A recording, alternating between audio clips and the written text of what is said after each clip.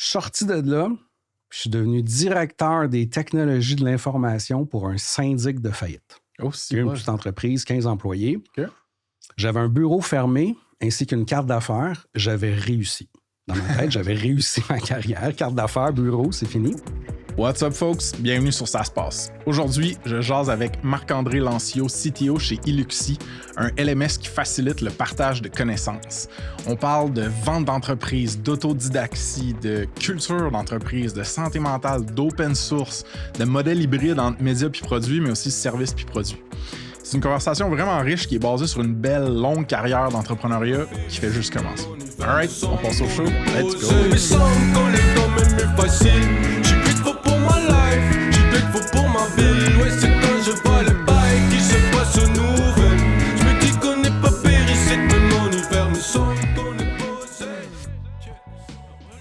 Marc-André Lancio, bienvenue sur Ça se passe. Merci. Comment ça va? Très bien, très bien. Je suis content de t'avoir là. Je commence tout le temps avec un recap de comment on s'est connus. Je te laisse y aller. Ben, c'est intéressant. En fait, on ne se connaît pas depuis très longtemps. Non. Mais je pense que ça a été je pense que je suis arrivé sur ton radar par hasard parce que tu ne t'attendais pas à ça. Donc, notre fournisseur, je les appelle nos spécialistes AWS. Fait que Unicorn, spécialiste AWS, on a refait complètement notre infrastructure AWS il n'y a pas longtemps. Avec eux, c'est eux qui l'ont fait. Et le président m'appelle pour me dire, écoute, serais-tu à l'aise à parler avec François de Ça se passe? Il veut des références clients à propos de nous parce qu'on essaie d'être, devenir partner de Ça se passe. Fait qu'on a booké un appel, toi puis moi, puis c'est là qu'on s'est rencontrés. Ouais. C'est vraiment le fun, ça, parce que, mettons, je fais une certification pour les partenaires certifiés. Genre, je fais une vérification diligente. Puis dans cette vérification diligente-là, je me dois de parler à de leurs clients SaaS pour être sûr que si je leur envoie de la business SaaS, ils savent quoi faire avec. Mais le double dip que je peux faire là, c'est de rencontrer du monde fucking intéressant pour le pod. C'est ça qui est arrivé avec toi. Fait que merci, Eric. En fait, avant sur l'appel, je suis allé te LinkedIner, je sais pas si on peut dire ça, je suis allé checker sur LinkedIn. J'ai vu ex-CEO de Snipcart. Je fais hey, Snipcart, c'est le premier card qu'on a utilisé chez nous dans Iluxi. Fait que c'est comme ça que j'ai ouvert l'appel. Puis là, je pense que t'étais plus trop sûr de pourquoi tu me parlais. C'était-tu pour le pod ou c'était pour autre chose? Des fois, j'ai de la misère avec mon context switching. Mais tout est bien qui finit bien. Yes. Fait que Marc-André, pour le monde qui ne te connaisse pas nécessairement, as-tu un petit genre de highlight en accéléré de ton profil puis ce que toi t'as fait professionnellement? Yes, je commence toujours, quand je raconte mon histoire, par... moi, je suis allé à l'université parce que ma mère m'a dit « Tu vas à l'université ». Je n'avais pas le choix, sinon je ne serais pas allé. Je suis allé en administration parce que mon père avait fait ça, puis il n'y avait rien d'autre qui m'intéressait. Je suis allé à l'UQAM parce que je n'ai pas été accepté au HEC. Et j'ai vraiment pas été bon. J'ai vraiment pas été bon. À la moitié de mon bac, à peu près après 1 an et demi, j'ai reçu une lettre, je ne me rappelle pas exactement du recteur ou je ne sais pas, de l'administration, qui... en fait, m'encourageait fortement à aller faire autre chose. C'était un peu ça qu'il disait. Puis par hasard, la session d'après, on avait un cours à option, je sais pas quoi, il fallait que je prenne. Et j'ai pris Introduction à la programmation. OK.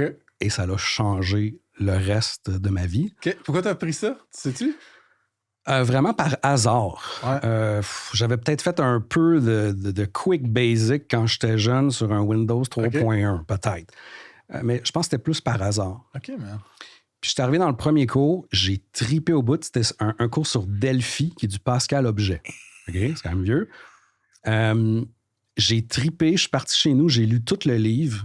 Je suis revenu au 2e cours, j'ai posé 2 questions au prof, puis il ne pouvait pas me répondre. Fait que j'avais compris que je venais de trouver de quoi que j'étais bon et que j'aimais faire. Fait que je suis plus retourné au cours du tout. Il m'a posé 3 questions à la fin. Il m'a donné A+, c'était réglé. Mais j'avais enfin découvert quelque chose que j'étais bon et qui me passionnait.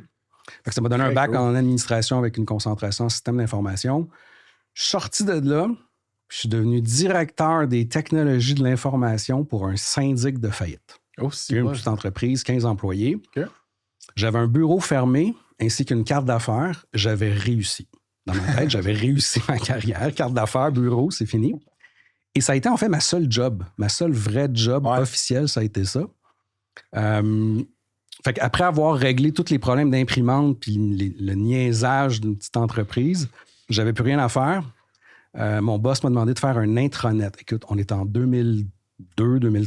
OK? Il me demande de faire un intranet pour que ses employés puissent partager de l'information puis tout ça.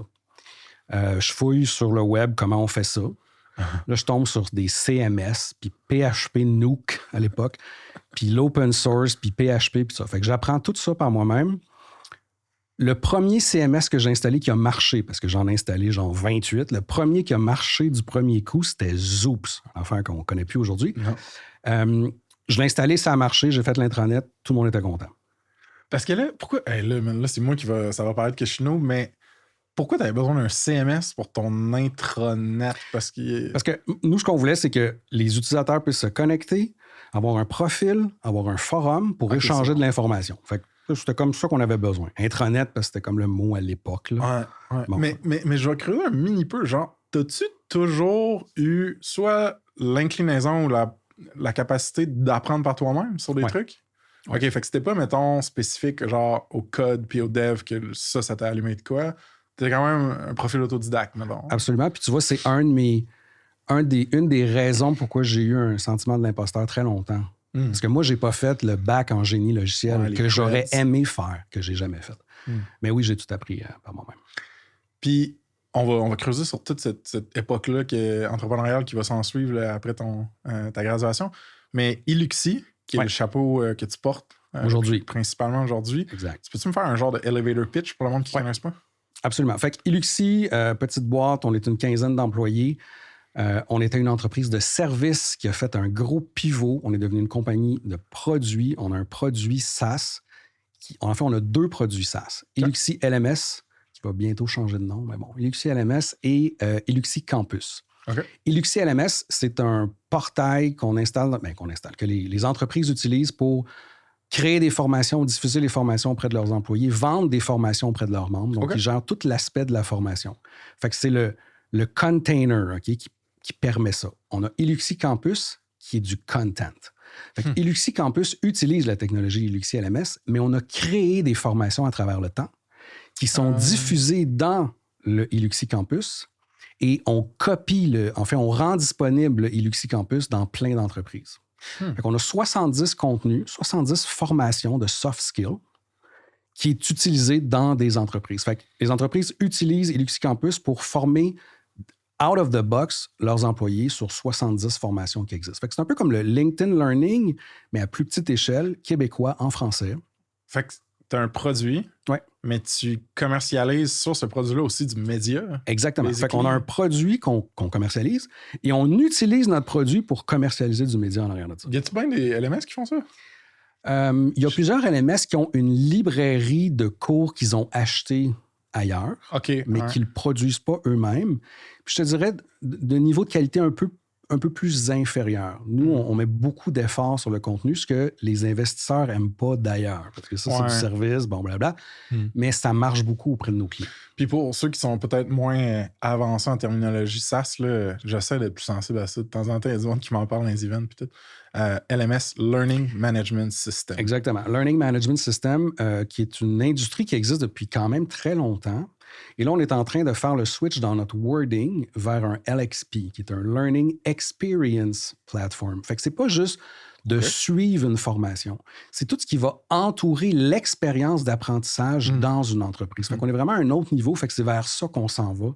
OK, man. As-tu une couple de chiffres à me balancer? Sure. J'ai plein de chiffres. On va avoir un petit portrait numérique quelconque. OK, fait que là, au mois d'août, mois d'octobre, je ne sais pas quand le pod va sortir, mais présentement, on est au mois d'octobre, on est à 75 000 de MRR. OK, là. Nice. Okay. Chris, le million... On va finir l'année à 900 000 ARR. OK, donc, ARR, Annual Recurring Revenue, pour nos amis qui apprennent les chiffres SaaS. Ce 75 000-là est divisé en, grosso modo, là, 46 000 pour le LMS, puis 29 000... si mes chiffres sont bons, pour le contenu, pour Iluxi Campus. Fait que c'est pas recurring? C'est tout recurring. C'est tout du recurring. Fait que ça veut dire que c'est une licence, genre, pour accéder à ce contenu-là, tu payes de façon recurring. Par mois, absolument. C'est la même chose que pour le LMS, tu payes par mois tout le temps. Une quinzaine de staff, t'as dit? Quinzaine de staff. Tu vois, aujourd'hui, là, qui est comme début octobre...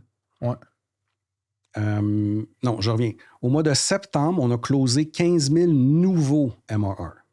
Mois de septembre, fait que 15 000 un bon bump dans ton MRR récent. Exact. Et là, on est au début octobre et on en a déjà closé 10. Un autre 10 000 de MRR. Fait que on close de plus en plus de nouveaux clients et ça accélère. Et tout ce qui a changé dans votre go-to-market? Juste l'intensité, je pense que c'est juste les efforts continus, constants depuis plusieurs mois qui commencent à payer. Exactement. ARR au 31 octobre, on prévoit là, 900 000, ce qu'on a dit. Ça, c'est intéressant. Progression des MRR là, depuis 2022, parce qu'on pourra en parler tantôt. On a fait un gros switch là, depuis 2022.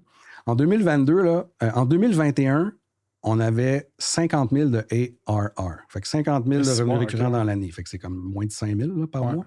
Okay? 50 000. L'année d'après, 2022, on est passé à 250 000. 2023, 500 000. Et là, 2024, on devrait finir à 900 000. 5 x 2, belle progression. Ouais, c'est vraiment nice. Puis l'objectif pour l'année d'après, donc 2025, c'est 2,8 millions. L'objectif, on a un plan pour y arriver, mais c'est l'objectif. Ça fait-tu le tour de tes chiffres? Je suis tellement stoked que tu as autant de chiffres mais que j'en ça. ai d'autres, si tu veux. Ouais, man, on va en creuser. Il y a vraiment du monde qui tripe ces chiffres, puis moi, j'aime ça en savoir plus. On parle, je pense peut-être qu'on va en parler plus tard, là, mais prix minimum, prix maximum pour le fun. OK? Ouais. Notre mensualité moyenne à travers nos deux produits, c'est 1500 par mois. Moyenne. Ouais, ton ARPU, mettons. Là. Ouais, le plus petit, c'est 500 par mois. Le plus gros client, 5000 par mois. Fait que ça varie entre ça. OK. Donc, entre 500 et 5000, moyen 1500. Churn, 2,7 %. On a 70 clients actifs présentement. Puis on en a perdu 2 cette année. Si tu fais les chiffres, 2,7 % de churn. Ouais. Ce qui est quand même pas pire. Attends, ton 2,7, il est à la fin de l'année? Ouais. Ou il est par mois? À la fin de l'année. Sur l'année, on va avoir eu 2,7. Non, c'est ça. C'est rien. C'est vraiment pas grand-chose parce qu'on réussit à les garder. C'est très cool. Ouais. Mais avec une base d'utilisateurs aussi petite, entre guillemets, là, voulant dire que tu ne vas pas jouer sur le volume d'utilisateurs, c'est important que ton churn soit bas aussi. Fait que 70 clients, si on l'a dit. Puis au Québec, principalement? Au Québec, et là, on commence au Canada. Okay. On a quelques clients. On a CPHR, qui est Canada au complet, qui est la version anglophone de CRHA. CPHR, qui est le Canada au complet, l'ordre des conseillers en ressources humaines. Oui. Fait que CPHR, c'est au Canada, fait que c'est comme plusieurs dizaines de milliers d'apprenants. Puis là, toi, le chapeau que tu portes, je ne sais même plus si on l'a dit, tu es le CTO. Oui, je suis CTO. Right? Ouais. Tu es le Chief Technological Officer chez Iluxi, mais tu as un parcours d'entrepreneur riche avant ça aussi. Yes. Puis là, je veux qu'on puisse creuser là-dessus. Okay. Tu as mentionné que comme par accident, tu stumble upon un petit peu PHP, l'open source, tout ça. Par hasard. Je serais curieux de voir le rôle, le crédit que tu donnes, ou genre, quel rôle l'open source a joué dans ta carrière, genre, ton take là-dessus? Un immense rôle parce que quand j'ai découvert les CMS, quand j'ai découvert Zoops en particulier, là, qui était genre le WordPress de l'époque, mettons. Ouais. OK? Zoops, c'était une communauté de 50 000 personnes à travers le monde, un peu partout à travers le monde. C'est malade, ce feeling-là. Et je me suis énormément impliqué dans cette communauté-là. Au début, en faisant de la documentation. Après ça, en développant des modules. Après ça, je suis rentré dans le Core Development Team. GitHub n'était pas là encore? Non, pas encore. Ouais. Écoute, on utilisait CVS au départ. Après ça, SVN. Ça, c'est du versioning? C'est quoi? C'est du versioning. Ouais. SVN, c'était comme l'ancêtre de Git. T'es rentré dans l'équipe Core? Oui, je suis rentré dans l'équipe Core Developer de Zoops. Et en 2007... Comme dans toutes les communautés open source, on s'est chicané avec d'autres mondes et on est parti. On a créé notre propre CMS, qui est un fork de Zoops. On a créé notre propre CMS qui s'appelait Impress CMS, qui roule encore aujourd'hui. C'est assez impressionnant. Mais tu dis, qu'est-ce que ça m'a apporté? Écoute, ça a été mon école de gestion. Et comment tu fais pour motiver des gens qui ne sont pas employés, qui sont partout dans le monde? Comment tu fais pour les orienter, les focuser, les motiver à travailler dans une même direction? Ouais. Fait que, ultimement, c'est ça qu'on fait avec nos employés, mais on les paye pour. Fait que, bon, il y a une petite... Mais là, tu les payes pas. Là. Fait qu'il faut juste tes motives intrinsèquement. Fait que ça a été une immense école pour ça. Les dynamiques open source, ça m'a toujours fasciné, man. C'est comme un... Je pense que ça s'inscrit bien dans une économie capitaliste parce que quand tu vois la capture de valeur ou la stack de valeur qui va se construire par-dessus du logiciel open source, tu comprends pourquoi des individus ou des corporations vont avoir un incitatif à s'investir dans le core team, à genre chipper away, régler des bugs, peu importe. Mais au final, c'est du logiciel libre tu sais, il n'y en a pas de modèle d'affaires built-in à la base. Là. Je comprends là, que tu peux vendre du service par-dessus l'open source et tout, mais il y a quelque chose de très... fucking cypherpunk, là, genre début de l'Internet puis tout ça. Puis je me rappelle, je parlais de ça au début avec mon beau-père de l'époque. qui a bâti une compagnie logicielle toute sa vie, qui a eu beaucoup de succès, puis tout ça. Puis il dit, ouais, mais le code, il t'appartient pas, comme. Comment tu vas valoriser ça, tu sais? Ouais. Bon, c'est très cool, man. Parle-moi donc de la suite, c'est Inbox Solutions, c'est ça? Oui. Bon, en fait... On s'en est parlé sur le call un peu. Ouais. Tu m'as comme preview une histoire avec Belle qui m'intéresse. Fait que je te laisse. Ça s'en vient. Fait que intranet pour la boîte, le syndic de fête pour qui je travaillais, ça fonctionnait, super cool. Fait que là, je venais d'apprendre plein d'affaires. Comme on en a parlé un peu tantôt, toi puis moi, là, mais quand j'étais plus jeune, je me croyais invincible et je connaissais tout, ce qui n'est plus le cas aujourd'hui. Plus tu vieillis, moins tu en connais. Mais à l'époque, peut-être un peu plus cocky. Puis je venais d'acheter un condo avec la mère de mes enfants à l'époque. Premier condo, une construction neuve, plein de problèmes avec le constructeur. Okay. Tout c'est pas fini, les affaires qui manquent. Nanana. Puis je me ramasse président de mon syndicat de copropriété. Je ne sais pas trop comment c'est arrivé, mais je me suis ramassé président de ça. Ouais. Là, je dois dealer avec l'entrepreneur. C'est compliqué. Fait que, encore une fois, je me tourne vers le web pour trouver comment je peux me faire aider. Puis il n'y avait pas de ChatGPT à l'époque. Là. Tu cherchais toi-même. Je tombe sur un site de vulgarisation de l'information juridique sur la copropriété qui s'appelle Condo Légal. Un site qui m'a vraiment aidé dans mes dealings avec l'entrepreneur. Okay? Mais le site n'était pas super bien fait. Moi, je venais de faire un intranet pour mon boss. Fait que j'ai appelé l'avocat qui était responsable de ce site-là. J'ai dit, « Hey, merci beaucoup, votre site m'a immensément aidé. Mais en passant, nous, dans la vie, on fait des sites web, puis peut-être qu'on pourrait vous aider. » Puis c'était pas vrai parce qu'il n'y avait pas de nous, on ne faisait pas de site web.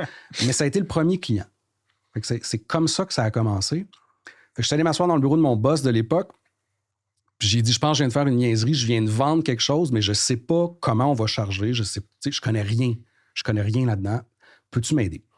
Fait qu'on a créé la compagnie ensemble, Inbox Solutions. Nice. Lui, il ne connaissait rien à la techno, évidemment, mais dans le fond, il s'est dit, je vais t'aider à devenir gestionnaire entrepreneur, puis toi, tu t'occuperas du reste. Puis c'est ce qu'on a fait. Fait que c'est comme ça que j'ai appris à devenir entrepreneur le tas, par hasard. Surtout. Lui, c'est quoi? Il avait une bonne relation avec toi, confiance en toi. On savait que tu allais anyway partir faire tes shit, fait qu'il t'a comme supporté, c'est un peu ça? Exact. On avait une super bonne relation. Fait que c'est sûr qu'au début, il a supporté mon salaire de l'époque qui ne générait pas encore d'argent. Puis éventuellement, on a flippé ça dans une compagnie, tout ça. Mais ça a été la première compagnie. Mais j'ai tout appris par moi-même.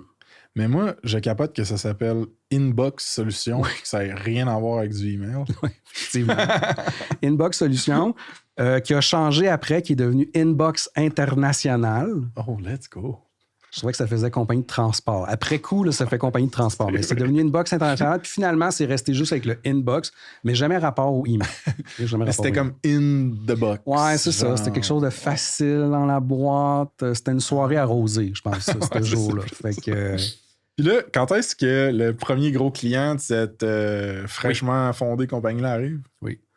Pas rapport, mais je viens juste d'y penser. J'ai encore une photo de la première carte d'affaires Inbox Solutions. T'es sérieux? Avec mon titre, vice-président technologie, parce que je pouvais pas être président, j'avais pas assez de cheveux gris à l'époque.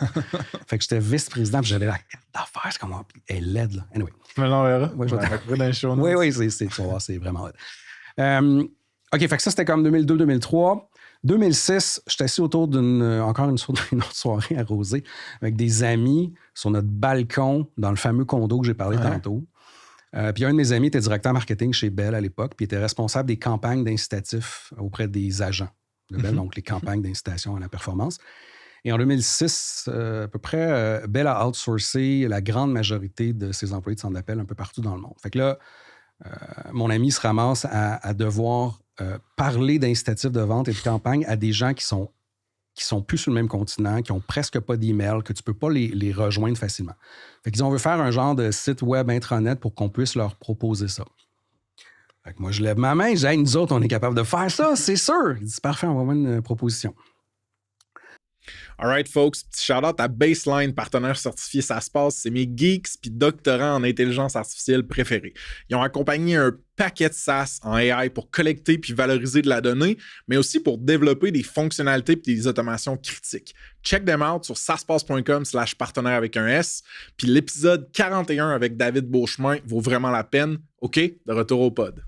Fait que j'ai envoyé une proposition pour 8 000 $. Ça, c'est Bell Sympatico pour 2 000 employés. 8 000 $. La légende dans ma tête me raconte, c'est peut-être pas vrai, là, mais je vois des VP chez Bell qui disent « C'est qui ça, Inbox Solutions à 8000 $? » La plus petite soumission qu'ils avaient reçue, c'était Cossette pour 100 000 $. Ah, c'est ça. Mais ils nous l'ont donné pareil. Probablement qu'ils se sont dit « Qu'est-ce qu'on a à perdre? » En tout cas, je ne sais pas qu'est-ce qu'ils ont pensé. Mais bref, ils nous l'ont donné et ça a marché. On a fait un intranet pour 2000 employés. Puis là, ça t'avais du monde qui pignait ça, qui se connectait là-dessus, de l'Inde, de n'importe où. Ouais, partout dans le monde.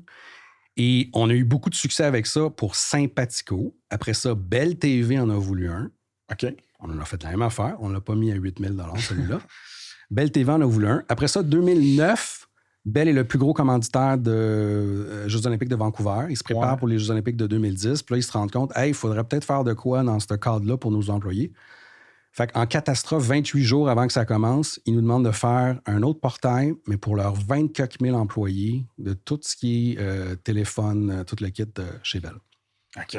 Ce qu'on fait en 28 jours pour 24 000 employés. Succès, ça marche encore. Puis là, tu avais embauché du monde. Tu n'étais pas tout seul à coder tout ça. Non, j'avais déjà des gens. J'avais déjà des gens que j'avais embauchés à travers les années qui venaient de la communauté open source à travers lequel Fait que c'était des gens qui étaient aussi partout dans le monde. Fait qu'on n'avait pas encore de bureau. On était partout dans le monde, effectivement. Tu parles de genre pionnier du remote work. Oui, c'était exactement ça. Puis c'était Skype à l'époque. Ouais. C'est comme ça que j'ai appris mon anglais. Ah, t'es sérieux? Parce que c'était des gens qui étaient partout dans le monde. J'avais pas le choix de parler en anglais. Fait que c'est comme ça que j'ai appris l'anglais. Fait que c'est pas à World of Warcraft à insulter des adolescents. Non. Il y en a plein qui c'est sûr, pour leur anglais. Ouais. Mais ce que je trouve débile, puis le takeaway pour le monde qui écoute, c'est genre, man, des communautés de dev ou de builders, ou peu importe, là, des communautés décentralisées, distribuées dans le monde, mais qui se rejoignent autour d'un sujet ou d'une passion commune sur Internet. Là. Ça peut être 1, méga fort, 2, ça peut être des markets, puis 3, c'est juste comme, c'est un réseau, c'est une autre forme de réseau, puis toi, tu l'as leveragé pour ta première business. Ouais. Fait que, imagine, là, c'était des gens qui tripaient comme moi sur le produit, sur l'open source, puis qui avaient une job de marde qui les intéressait pas le jour, puis que le soir, ils codaient là-dedans, puis ils étaient super motivés. Puis là, ils étaient capables d'être payés pour faire ça. Fait que tout le monde était gagnant. Fait que, qu'est-ce qui... la prochaine business sur ton parcours, c'est CareLab. Ouais. Fais-moi la transition de Inbox à CareLab. Ouais. Je vais faire un petit détour par... tu vois... fait que là, on est comment? Je sais pas, tu parlais de 2009, 2010, fait que là, 2011, on continue. 2012. 2012, écoute, t'as parlé sur un des pods, ça fait une couple de fois, t'en parles, de 37 Signals. 37 Signals, c'est un des premières compagnies que j'ai commencé à suivre et qui m'intéressait au niveau mentalité, thinking au début. Ils ont fait service puis produit comme toi. Même affaire, Basecamp. Fait que, tu sais, Get Shit Done, le premier livre qu'ils ont fait. Après ça, Rework, qu'ils ont fait le deuxième. Tu sais, je capotais là-dessus. Et ils m'ont beaucoup inspiré dans ce que j'ai fait avec le temps. Et je voulais créer une culture d'entreprise hot. Puis j'étais beaucoup inspiré aussi par Zappos à l'époque. Je ne sais pas si tu te rappelles. Je suis allé visiter les bureaux de Zappos 2 fois à Vegas dans leurs 2 bureaux différents. Tu sais, je tripais vraiment culture d'entreprise. Mais je n'étais pas capable d'implanter une culture d'entreprise avec des gens remote. Je n'ai pas été capable. Probablement que ça se fait, peut-être qu'aujourd'hui, je n'étais pas capable. Ouais, différentes mœurs aussi aujourd'hui. Ouais. Fait que là, je pars à la recherche d'un premier vrai bureau. OK. Fait que premier vrai bureau. Fait que là, je commence à engager des gens ici aussi. Et fait qu'on se ramasse tout au bureau. Puis là, j'ai des vraies personnes à côté de moi pour vrai. Des vrais humains. Puis c'est pas pareil. C'est pas pareil. Fondamentalement, moi, je suis introverti puis je suis super bien toute seule à pas parler à personne. Puis là, tout d'un coup, je me ramasse avec des vraies personnes à côté de moi. Et qui te tapent sur l'épaule. Exact, pour tout et pour rien. Ouais. Et je ressens toutes leurs émotions, puis toutes leurs... Puis là, la business commence à grossir. Le problème de cash flow, les clients, tout le monde n'est pas content. Fait que je me sens vraiment comme devant j'ai fait un TED Talk à l'époque, il y a plusieurs années, où je raconte ça. Puis je me sens comme devant un barrage d'eau, là, avec une coupe de fissures, puis j'ai mes doigts pour empêcher, mais je sais que ça va péter à un moment donné. C'est une forte image. Fait que mon état d'esprit à ce moment-là se dégrade. Jusqu'à temps que je me retrouve assis sur le bord du trottoir ou devant la porte d'entrée du bureau en train de brailler. Là, Là, c'est combien d'années into Inbox, Solution Inbox International? Ça, c'est 2012. Fait qu'on a commencé, mettons, 2003, 2004, là. OK. 12, 11, 10, 9, 8. 7-8 ans. C'est bon. Là, tu te dis quoi dans ta tête quand t'es assis sur le trottoir, puis qu'il y a des larmes, puis qu'il y a... Je suis pourri, je suis pas bon. Écoute, les entrepreneurs, c'est des gens forts, des gens hot, qui ont jamais de problème, c'est des top vendeurs. Puis là, moi, je suis là en train de broyer à terre. Fait que, tu sais, grosse remise en question. Comment t'es passé à travers ce moment-là? Je suis allé voir un médecin, premièrement, parce que j'avais vraiment besoin d'un médecin. Il m'a référé un psychologue. J'ai commencé à parler au psychologue. Je me rappelle encore la première rencontre. J'ai dit, moi, dans la vie, là, je suis entrepreneur, puis je suis super fort, puis il faut que je réussisse, puis là, ça marche pas, je suis pas capable. Bon. Puis là, j'explique tout ça, puis elle me dit, fait que finalement, si j'ai bien compris, toi, t'es comme hyper sensible, puis je me rappelle pas trop qu'est-ce qu'elle m'avait dit, puis j'étais comme, non, man, moi, je suis bien plus fort que ça, puis ça. Bref, elle avait un peu raison. Fait que je me suis mis vraiment à enquêter là-dessus parce que quand tu vis une dépression, pour tous ceux qui l'ont vécu, tu veux jamais en revivre un autre. Tu prends tous les moyens pour pas en faire. Fait que j'ai pris tous les moyens pour pas que ça arrive. Puis j'ai beaucoup enquêté sur moi-même. Puis je me suis rendu compte que ce qu'on faisait à l'époque pour Bell, qui était fondamentalement un portail de reconnaissance et de récompense des employés. Tu sais, oui, c'était des incitatifs de vente puis tout ça, mais ultimement, on veut reconnaître le travail qu'ils font. Puis ce concept-là de reconnaissance m'a immensément appelé. Puis à cette époque-là dans ma vie, ça me rejoignait énormément. Tu sais, la reconnaissance des employés. Comment on fait pour faire en sorte que nos employés nous donnent leur 120 % puis l'effort marginal qu'ils ne sont pas obligés de te donner. Tu sais, l'idée qu'ils vont penser durant le week-end pour aider ta business, qu'ils ne sont pas obligés de penser. Mais s'ils sont reconnus, s'ils sont dans un bon environnement, si tu prends soin d'eux, peut-être qu'ils vont te le donner un peu, ce bout-là. Fait que tout le côté reconnaissance, récompense m'a immensément allumé. Et c'est là que j'ai décidé de switcher la compagnie au complet. On a tout abandonné le web pour se concentrer uniquement sur recognition and reward, reconnaissance et récompense. Et on s'est dit, on va prendre ce qu'on a fait pour Bell, on va aller chercher de l'argent, on va en faire un produit, puis on va vendre ça partout dans le monde. Combien de temps as-tu été arrêté? Non, tu peux pas être arrêté. C'est ça, fait que t'as comme... soigné, sorti de ta dépression à travers pas lâcher le morceau de la business. T'as-tu vu le film Le Mirage avec Louis Morissette? Non. Il y a un genre de sport expert. Fait que, il y a une entreprise, puis il commence à vraiment mal aller. Il va voir un médecin, il raconte ses problèmes. Puis là, le médecin il dit, monsieur, vous êtes en burn-out, fait qu'il faudrait que vous arrêtiez pendant 6 mois. Puis il dit, ouais, non, moi, le banquier, il s'en fout complètement de mon burn-out. Ben, c'est ça un peu quand t'es entrepreneur. Fait que non, j'ai pas arrêté. CareLab. Oui, c'est ça. Fait que là, CareLab arrive dans le décor. Exactement. Fait que là, Inbox est devenu CareLab. Fait qu'on a tout, on a vendu et on a arrêté de faire le côté web pour vraiment se concentrer uniquement. Puis c'est hyper épeurant, là, parce que on parlait tantôt qu'une des affaires difficiles off-mic, c'était de dire non. Là, on a vraiment dit non à tout. Pour faire que ça, on va aller chercher de l'argent et on va faire ce produit-là. Quand tu disais aller chercher de l'argent, t'as fait quoi? T'as vendu genre des clients, des mandats de la... Qu'est-ce que t'as vendu dans le fond? J'ai vendu certains clients, mais ça n'a pas été une grosse somme. Là. On a vendu certains clients. C'était plus pour ne pas laisser les clients dans la marde. Ouais, je comprends. Alors faire une transition. Exact. Ouais. Mais là, on va se concentrer uniquement sur un gros client et quelques petits clients. Mais là, j'ai besoin d'argent pour développer le produit parce que ce que je génère avec le client n'est pas assez... c'est substantiel, mais j'en ai pas assez pour développer le produit puis prendre ce qu'on a fait pour eux et le généraliser pour en faire un produit. Ouais. Fait qu'on va chercher un gars spécialiste en financement qui nous aide à monter un pitch puis aller chercher du financement auprès d'institutions. Fait que BDC puis Investissement Québec. Fait que de la dette? De la dette. OK, la dette, pas leur volet... Non, fait que c'était de la dette subordonnée qui coûtait freaking cher. Puis que... Ça veut dire subordonné, ce que je suis c'est de la dette. Fait que, tu sais, ils te prêtent. Le deal, c'était 1 million. OK? Fait qu'ils nous prêtent 1 million avec un taux d'intérêt vraiment, vraiment cher. Et si dans, mettons, 2-3 ans, je ne me rappelle pas des termes, là, mais si dans 2-3 ans, la compagnie va vraiment bien, tu as l'opportunité de convertir cette dette-là en équité à ce moment-là. Ça, en anglais, c'est venture debt, ça? Je sais plus. Je sais pas. OK. Je sais pas. Mais tu peux le convertir, mais tu as l'autre côté que si ça va vraiment mal... Ils peuvent te demander de payer. Ils peuvent te demander de payer, puis là, bon. tout pète. Subordonné, c'est bon. Merci, man. Mais ça a été la façon d'aller chercher de l'argent. ce processus-là que je m'étais dit, ça va prendre 3-4 mois puis ça va être réglé, ça a pris 1 an. Entre le moment où on se dit, OK, on a besoin de ça, puis le cash dans le compte de banque, 1 an. Et c'est drôle parce qu'on pensait que l'argent était pour arriver beaucoup plus tôt. Fait qu'on a commencé à engager, puis tout ça. Puis là, on était vraiment sur notre lancée. Puis là, ça prenait du temps.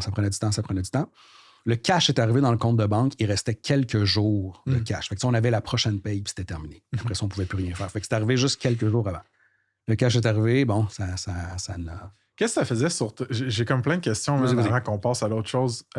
OK, tu étais à quelques jours de plus avoir assez d'argent pour faire le bankroll, le payroll. Le payroll, merci.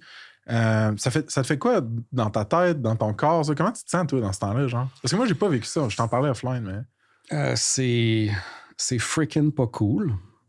Parce que... moi, ce que je me disais dans ma tête, puis aujourd'hui, je suis capable de mieux rationaliser ça, je pense. Mais surtout à l'époque, je me disais, ces gens-là ont des familles, ils comptent sur moi.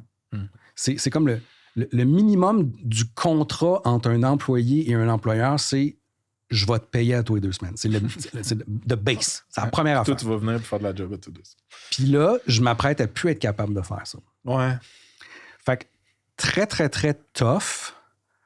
C'est bon, par exemple, que tu aies mentionné la nuance d'aujourd'hui, tu es capable de rationaliser ça. Oui. Parce que ça reste une économie, ça reste un marché libre, ça reste que les employés, qu'ils en soient conscients ou pas, ils prennent un risque en s'associant puis à des startups, à des compagnies diverses. Chaque compagnie opère avec un degré de risque différent. Puis ce risque-là, il est traduit puis il est apposé aussi aux employés. Là, exact. Puis les 2 autres éléments que j'ai comme appris avec le temps, c'est que l'inverse n'est pas tout à fait aussi vrai. Les employés peuvent très bien partir à 2 semaines de préavis. Ils vont très bien dormir le lendemain. Là. Puis une des premières fois où ça m'est arrivé, là, j'avais quelqu'un qui était très important dans l'entreprise. Là. Il s'occupait de tous les chiffres et tout ça. Puis à 2 semaines de préavis, je m'en vais, j'ai une autre job. Puis je dis, ben, tu peux pas partir là. On va faire quoi, là? Fait que je me suis rendu compte que c'est pas tout à fait réciproque. Il y en a des employés qui, oui. Absolument. Mais c'est pas tout le monde. Ça, c'est 1. Puis 2, le niveau de risque que nous, on prend à tous les freaking jours dans une entreprise, je m'excuse, mais ça fait partie de la vie. Exact. Fait que c'est jamais facile, mais je le rationalise mieux aujourd'hui. Puis c'est hot parce qu'il y a un genre de fil d'Ariane ou un fil conducteur à travers toute la genèse de ton histoire où est-ce que motiver des gens, reconnaître leur travail, bouger dans le même sens, que ce soit dans l'open source, chez Bell, dans le produit que tu as décidé de faire après, c'est tout là, ça. Mais tu sors de ta dépression, j'allais faire quote-unquote, mais j'ai pas besoin de faire quote-unquote. Tu sors de ta dépression, je sais pas à quel point tu as été transparent avec tes employés, ton staff là-dessus, mais ma question pour toi, c'est comment tu convaincs et motives ta gang à dire check, fuck la majorité du service pour l'instant, là. Moi, ma motivation intrinsèque, c'est d'aider les gens, de les craquer, de les engager dans les compagnies. Fait que je vais faire un produit pour ça. Who's with me? Genre, tu sais, comment... C'est exactement ce que j'ai fait. En fait, okay. je les ai réunis dans la salle de conférence. Je leur ai expliqué ça. J'ai été très transparent avec eux. Je ne suis pas allé dans les détails de la dépression, tout ça, mais je leur ai expliqué que ça a été très difficile et que je me suis rendu compte que la reconnaissance était super important. Ce qu'on fait avec ce client-là est vraiment cool. Il y a un potentiel de growth vraiment plus intéressant, puis ça m'allume. À partir de maintenant, c'est juste ça qu'on va faire. Puis je ne l'ai pas dit comme ça, mais dans le fond, c'était si ça ne vous intéresse pas, c'est correct. Ouais. C'est correct. Mais ils m'ont tous suivi là-dedans. Très cool. Tu as assumé ta vision. Absolument. Puis souvent, justement, des gars ou des filles, tu sais, quand on est sensible, ça paraît quand on est excité ou genre hype sur des trucs. Ouais. Là. Puis genre, ça doit être beaucoup plus magnétique. T'as le goût de suivre le monde qui sont allumés. Exact. C'est ça, je veux dire. Puis tu vois, c'est drôle comment les choses arrivent parce qu'à partir du moment où on a pris cette décision-là, quelques mois plus tard, Bell nous invite à un RFP, Request for Proposal. On n'a jamais fait ça de notre vie, évidemment, on s'entend.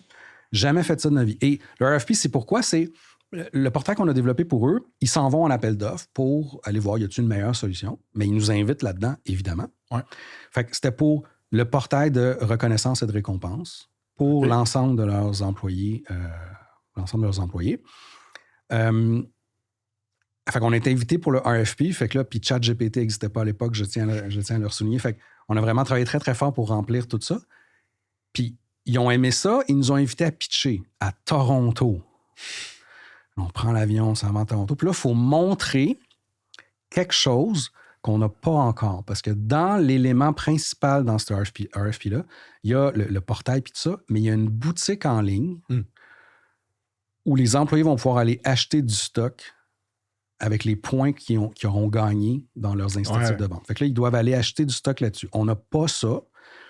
Puis on avait comme partneré avec une autre entreprise qui faisait juste ça. Mais là, cette fois-ci, on veut le faire nous-mêmes. On ne veut plus faire affaire avec l'autre entreprise. On va le développer nous-mêmes. Alors, on s'en va à Toronto et on pitch ça.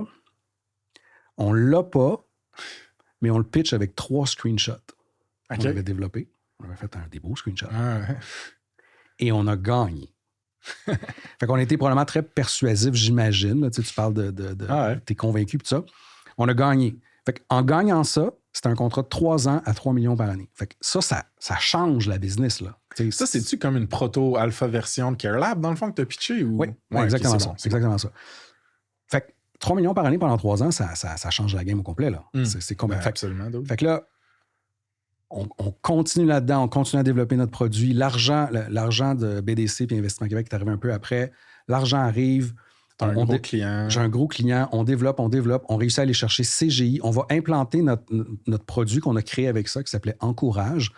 On a réussi à le déployer chez CGI dans un centre d'appel en Angleterre.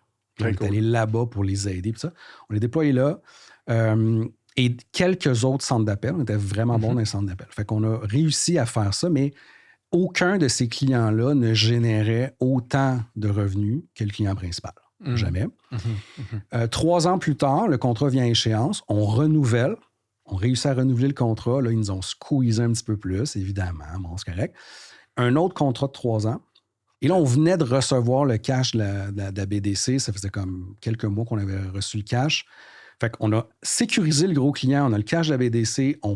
On commence à commercialiser. Parce qu'on avait réussi à développer le produit. On l'avait installé chez CGI. Puis ça, fait qu'on l'avait là. On était capable de déployer cette solution-là. C'était pas cloud-based à l'époque? Oui, c'était cloud-based. Oui, quand je dis qu'on est allé là-bas, c'est qu'on est allé là-bas pour les former parce qu'ils voulaient avoir du monde pour les former. Onboarding, exactement. Mais c'est que c'était un SaaS, mais sans paiement mensuel. Mais Marc, pourquoi vous avez brandé différemment? Pourquoi CareLab a brandé son produit Encourage? Tu voulais... C'est une bonne question. Peut-être qu'il n'y a pas tant à creuser dessus. C'est une bonne question. C'est que la compagnie était connue sous le nom de CareLab, mais notre produit n'avait pas de nom. Okay. Fait qu'on a comme décidé d'y aller avec... Ça, c'était avant que 37 Signal rebrande Basecamp. Peut-être qu'on aurait fait ça à l'époque, là, mais c'est ce qu'ils ont fait. Et fait que ça fait qu'on est au début de la commercialisation. On est 1 year in du contrat de 3 ans. Et Bell décide de s'en aller. Comment, puis pourquoi? Puis je ne connais pas les détails en dessous, mais probablement qu'ils ont jugé que ça leur coûtait trop cher, probablement, et fallait qu'ils rationalisent. Alors, ils ont coupé le contrat. Bon, évidemment, dans un contrat comme ça, avec un gros joueur, ils ont à peu près tous les droits, là, évidemment. Ouais. Mais nous, on comptait vraiment sur ces 3 ans-là. C'était la vache à lait, là. Tout était là. Puis, ce que je disais pas, c'est quelques mois avant, on avait rencontré une compagnie en Beauce qui s'appelle Altrum, qui est spécialisée dans les objets de reconnaissance. 2 types de reconnaissance. Objets de reconnaissance des employés pour les années de service, mais des objets physiques. Fait que, des montres avec le nom de la compagnie, des médailles, donc tout ça.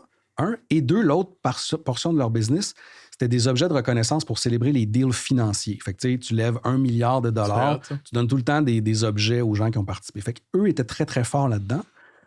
Et ils étaient dans la business du réel, des vrais objets, et ils cherchaient à aller sur quelque chose de numérique. On avait eu un super bon fit ensemble. Ça allait vraiment bien. On a continué les discussions et ça nous a mené à un deal d'acquisition par Altrum. Et donc, early quand même. Assez early. Et donc, parce que je connaissais rien à l'époque, évidemment. Je ne connais peut-être pas plus aujourd'hui, mais l'attrait d'avoir une compagnie qui, premièrement, va mettre de l'argent chez nous et chez moi, donc déjà ça, c'est cool, mais d'avoir, ils avaient un bureau à New York, puis ça, d'avoir cette leverage-là, de pouvoir aller beaucoup plus vite. Fait que c'est pas juste de l'argent qu'ils injectent dans la compagnie, c'était une compagnie solide qui vont nous aider à aller plus loin. Fait que c'était comme, wow, c'est tous mes rêves devenus réalité. Fait qu'on avait un handshake deal, là. On était rendu à mettre les avocats là-dedans, et Bell a coupé le contrat. Fait que la première affaire que j'ai faite quand c'est arrivé, c'est que j'ai appelé le président d'Altram pour dire, voici ce qui vient d'arriver, qu'est-ce qu'on fait? Fait que là, on est rentré dans 3 mois de pain et de difficulté parce que, on avait, mettons, je sais pas, il restait peut-être un gros paiement qui s'en venait. Puis après ça, les revenus générés par les autres plus petits clients n'étaient pas suffisants, même pas pour rembourser les intérêts des prêts. Fait que là, c'était la grosse merde. C'était un cul-de-sac, genre. Grosse merde. Fait que ça a été 3 mois d'enfer que j'ai appris plus, je pense, dans ces 3 mois-là que si j'avais fait un MBA. Là.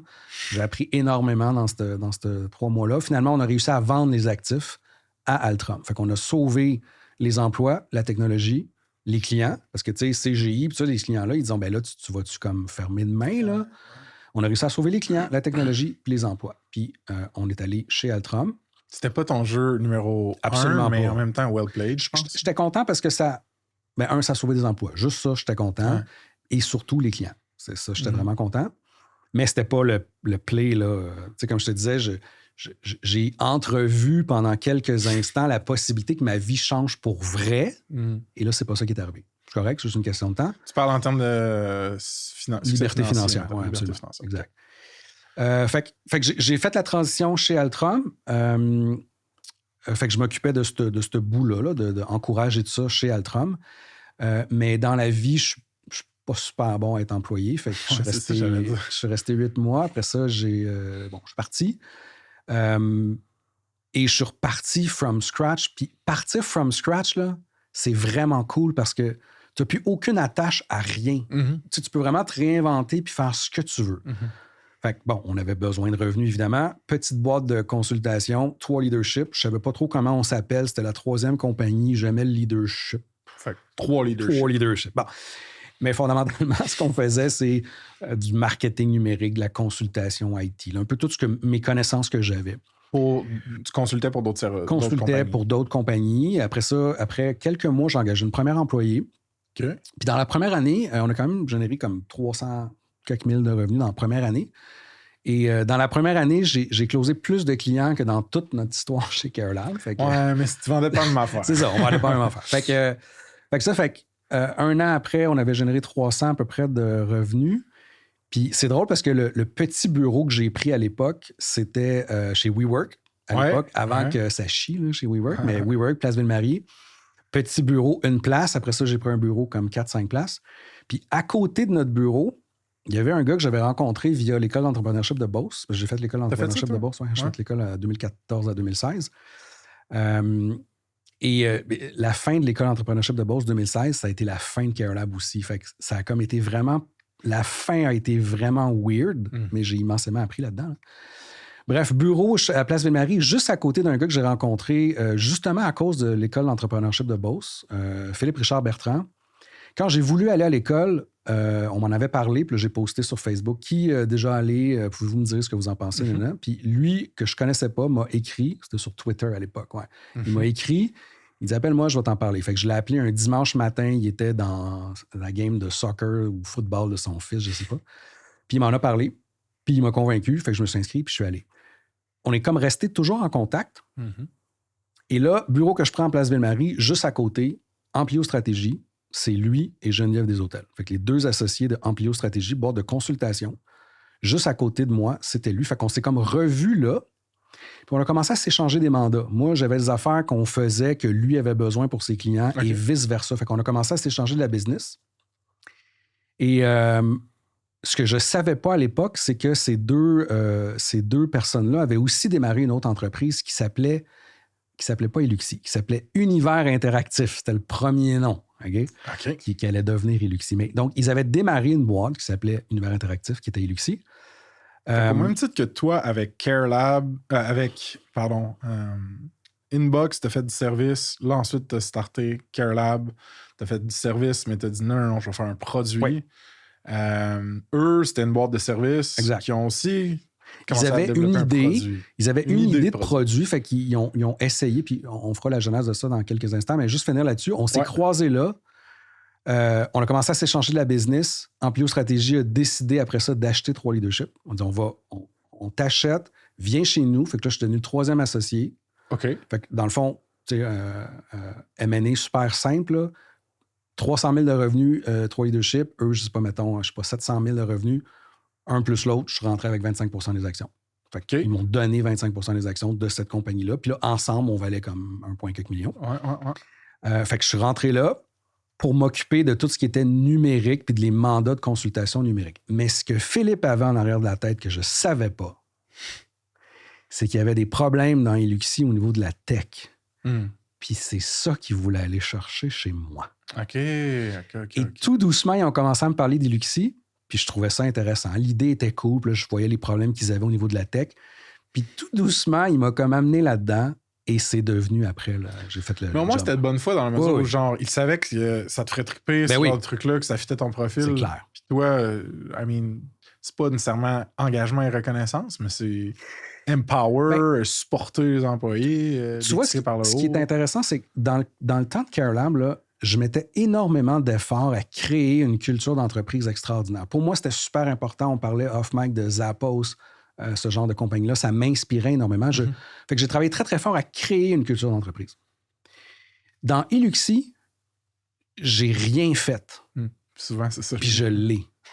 Fait que tout ce que j'ai appris dans le temps de la reconnaissance et tout ça, c'est comme si ça c'est devenu maintenant partie de moi. OK. Avant qu'on move on à Eluxy plus sérieusement, y a-t-il des trucs que tu as appris dans les 2 grosses transactions justement par lesquelles tu es passé? Tips and tricks, leçons à partager avec l'audience, whatever, ou on move on? Toutes les transactions sont compliquées. Ça, c'est ce que j'ai appris. Là. Puis tu sais, celle de 3 Leadership Amplio, c'était pas une grosse transaction. Là. C'était relativement simple. C'est quand même compliqué. C'est quand même compliqué parce que c'est comme s'il faut transcrire un deal financier entre des gens de bonne foi sur papier dans des aspects légaux. Puis là, tu commences à te gosser sur des niaiseries. Puis ça, c'est pas super facile. Puis l'élément de confiance est super important. Si tu n'as pas confiance mutuellement, ça peut pas marcher. Là. Ça peut pas marcher. Fait que, ce qui est fucked up aussi, c'est que genre tu veux pas cheaper sur le légal, mais plus ton deal est petit, plus la portion des frais légaux va genre être un pourcentage genre assez gros. Grossier du total. Ouais. All right, man. Mais là, toi, tu te fais enligner vers Eluxy, puis ça s'appelait quoi au début, l'idée? En fait, au départ, c'était Univers Interactif. Ouais, c'est moins cool un peu. Un peu. Fait que, mais la genèse est intéressante. OK? 2013. Ouais. 2013, Geneviève Deshôtels, qui était la 2e associée dans cette histoire-là. Geneviève Deshôtels, spécialiste en développement des compétences, leadership et tout ça dans les entreprises, a une idée et elle se dit il y a sûrement moyen de faire de la formation plus qui fonctionne plus puis qui est plus le fun que d'assister à des webinaires puis des slides qui bougent. Il y a sûrement quelque chose de mieux que ça.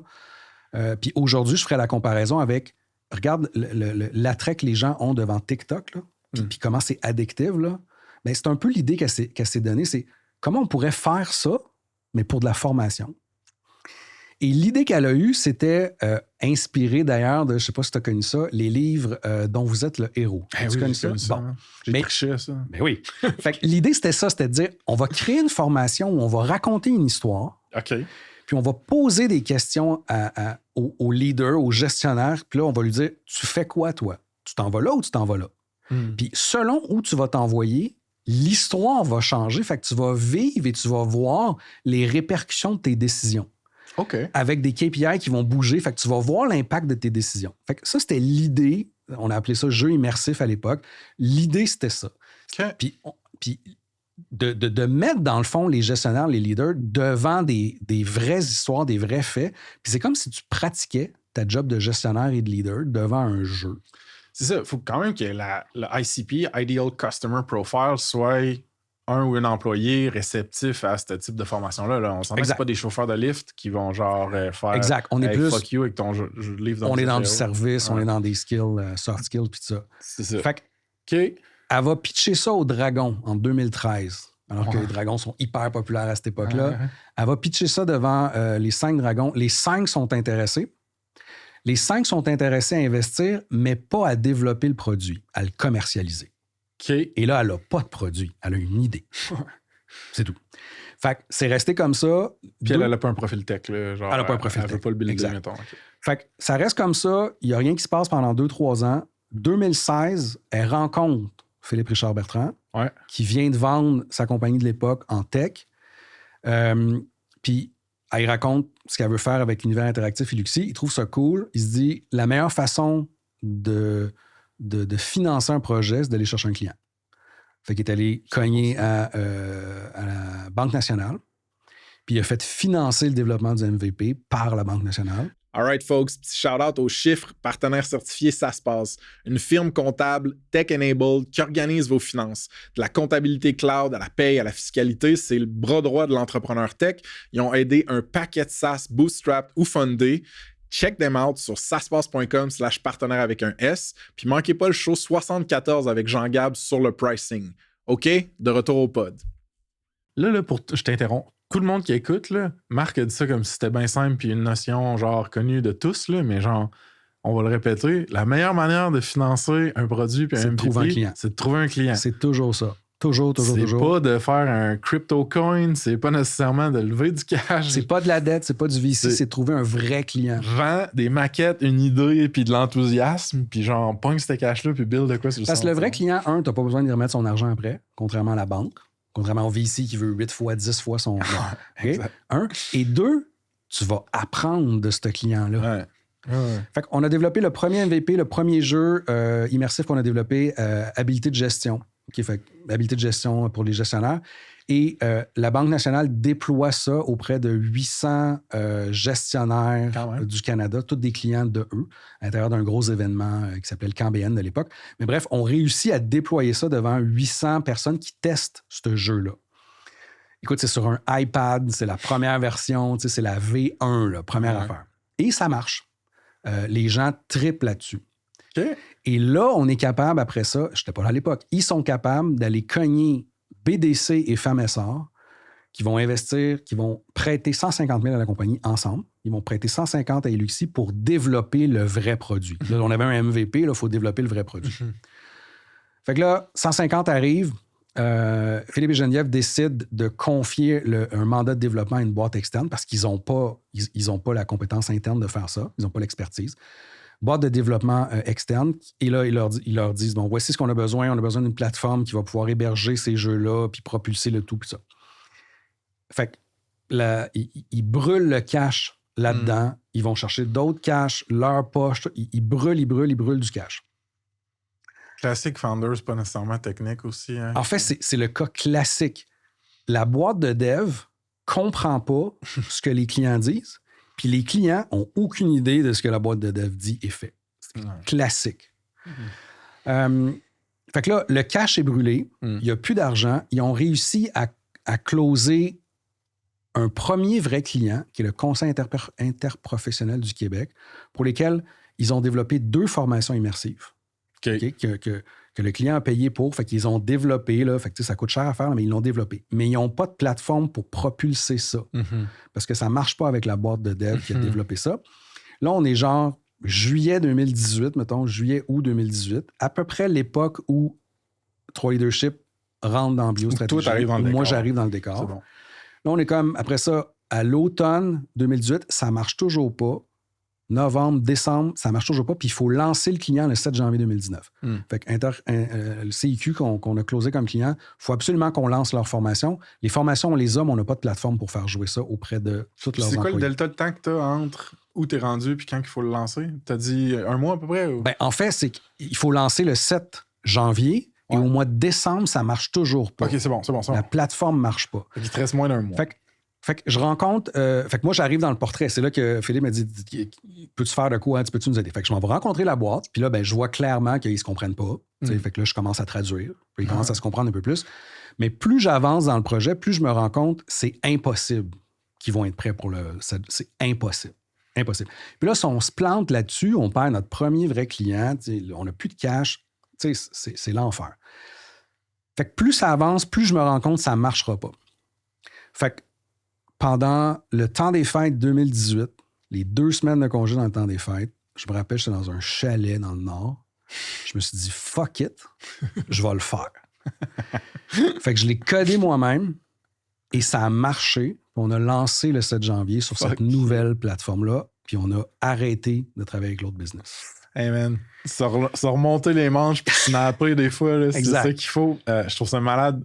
Fait que là, ton temps des fêtes, t'as-tu quand même réussi à avoir un peu la famille puis tout? Non. T'étais genre dans la cave. À fond là-dedans. Puis évidemment, on n'avait pas quelque chose d'extraordinaire le 7 janvier. Là. On avait MVP. Good enough pour que le client... Mais le client, il a vu presque que du feu. Ça a marché. Le client était content. C'était ça qui était important. Fait que là, on avait enfin un vrai produit. Un vrai produit. On a une plateforme qui marche. Fait que là, ça marche pour ça. Qu'est-ce que tu as fait avec la boîte de dev? Est-ce que vous avez rompu? On a rompu le contrat. OK, c'est bon. On a rompu le contrat complètement. Puis là, avec ce premier vrai client-là puis une vraie technologie qui marche, on retourne voir BDC pour qu'il réinjecte un autre prêt. Puis on rajoute du cash, un autre 100 ou je sais pas quoi. On rajoute du cash dans la machine. Là, on est rendu en 2019. On va chercher d'autres petits clients, d'autres clients intéressants. Mais ça nous coûte excessivement cher à produire ces formations-là. Fait que, on a la plateforme, ça, c'est correct, ça, puis je m'en occupe, c'est pas compliqué. Okay. Pour moi, c'est pas compliqué. Mais produire les formations immersives, c'est du vrai vidéo. La partie campus, là, dans le fond. Ce qui est devenu la partie campus plus tard. On a une vraie équipe à l'interne, on a une rédactrice, on a une technopédagogue, on a un monteur vidéo, on a tout ça pour créer ces formations-là. Ça coûte fucking cher. Payroll de TV. Là, absolument. Genre pour ton mais on n'a aucunement les revenus pour supporter ça. Ouais, OK.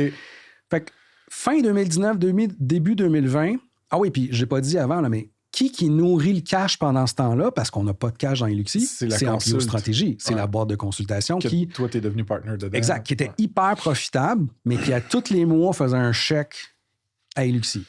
À tous les mois. Ouais. Fin 2019, on est vraiment en train de se poser la question, écoute, soit qu'on est trop tôt pour le marché, soit qu'on n'a pas réussi à le commercialiser comme il faut, ou on n'a pas réussi à avoir un setup qui fait en sorte que le produire coûte moins cher.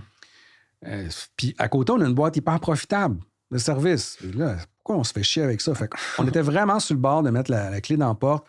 2020 arrive, pandémie. Bing bong. Puis on était vraiment sur le point de mettre la clé dans la porte. En 48 heures, quand ils ont tous fermé les bureaux, Amplio Stratégie a perdu genre 120 000 de mandats en 48 heures parce que c'était tout du présentiel, des formations, des conférences. Okay. On met tout le monde dehors, tous les employés. Puis Amplio n'a pas d'employés. C'est des consultants qu'on embauche juste quand on a des clients. Ça. Fait que c'est hyper profitable. Le payroll est dans Illuxi. On met tout le monde dehors. On était rendu à 2-3 devs plus l'équipe de production. Ouais. On met tout le monde dehors. Mais on les ramène quand même tous dans le bureau pour leur expliquer tout ça. Là, mais sur papier, on les met dehors. Mais on leur explique, voici où on en est. Là, tout chie. On pense vraiment à tout mettre la clé dans la porte. On est un peu en dernier recours. On vous a réunis aujourd'hui pour jaser. Avez-vous des idées? Y a-t-il quelque chose qu'on peut faire? Avez-vous des idées pour qu'on puisse s'en sortir de ça? C'est vraiment un cas de les traiter comme des adultes puis de faire genre, hey, avez-vous du ownership, vous autres, là-dedans? Voulez-vous nous aider? Puis, tu sais, je te disais tantôt, je travaillais très fort dans le Care Lab pour mettre une culture d'entreprise, puis là, je le faisais plus. Les gens étaient pas accrochés, mais engagés. Ils étaient engagés dans l'idée. Intéressant, hein? Fait qu'on a commencé à échanger des idées, on a commencé à jaser. Puis là, je pose la question à un moment donné, c'est quoi, selon vous, l'actif le plus précieux qu'on a chez Illuxi? Geneviève, qui est la fille de contenu, la fondatrice, dit, le contenu qu'on a développé. Pour elle, évidemment, l'actif le plus précieux, c'est le contenu. Puis on jase tout le monde ensemble, puis l'idée sort de dire, peut-être que c'est la plateforme technologique qu'on a créée qui est l'actif le plus précieux, et pas le contenu. Ouais. Puis là, on s'est dit, ça se fait-tu comme de tweaker un peu ce qu'on a fait dans la plateforme pour faire des événements en ligne, des webinaires, des conférences, des 5 à 7 en ligne, tout ce que les gens pendant la pandémie ont besoin. C'est ce qu'on a fait.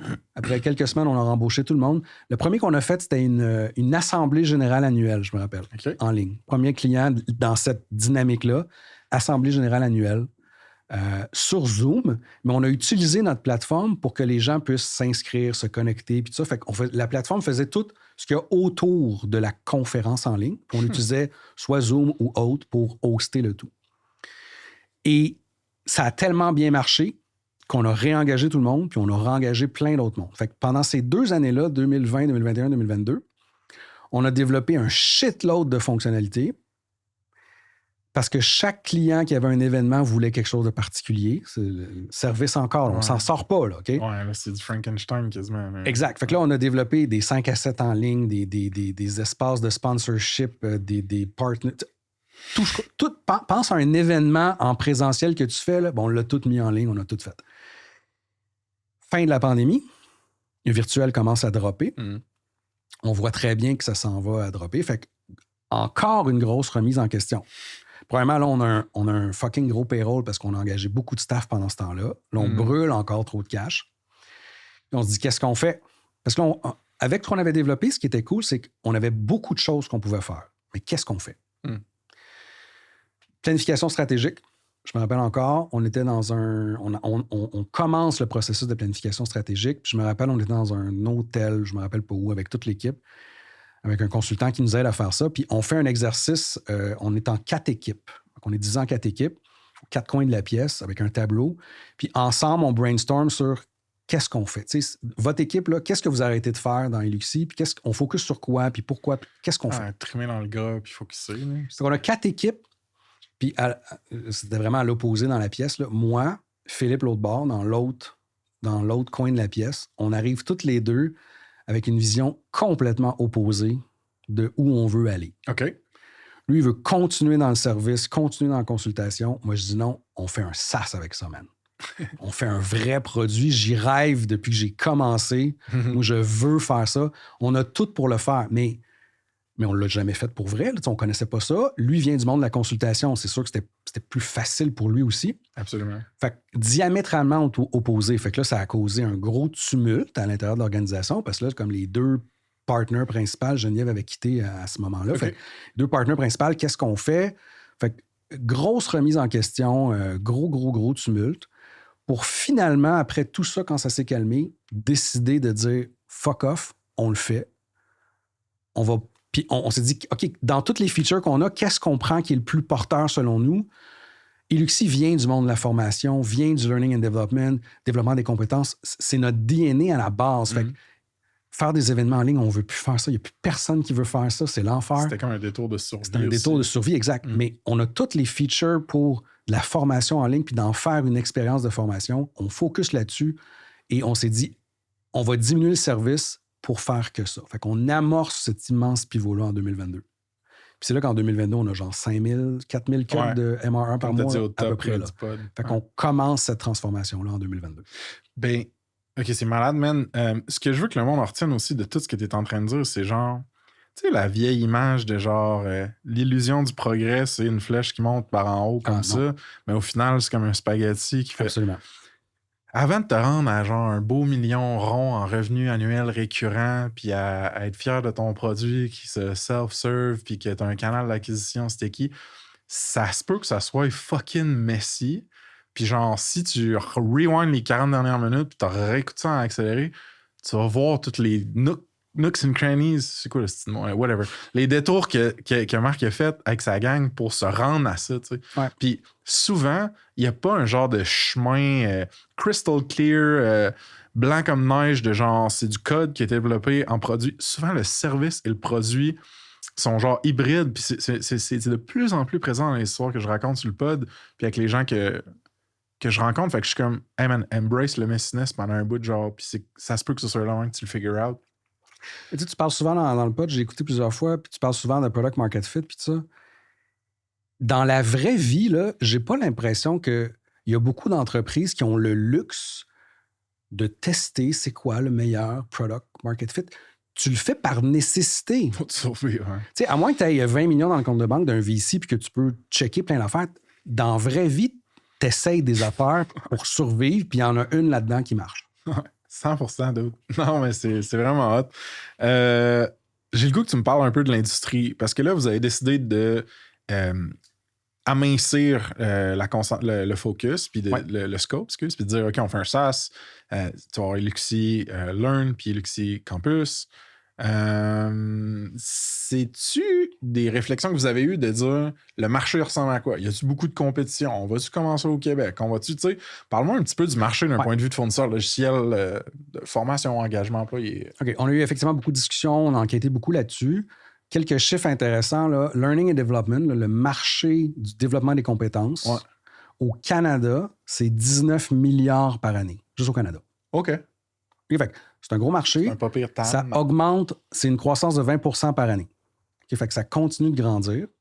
Makes sense, OK. OK, puis, tu sais, je ne sais pas où j'avais entendu, c'est peut-être 37 Signal à l'époque d'ailleurs, mais tu sais, quand tu lances une business, trouve un besoin qui va toujours être un besoin puis qui ne changera pas. Exemple, tout le monde va mourir, tout fait que des tombes puis tout ça, ou peu importe. Bon.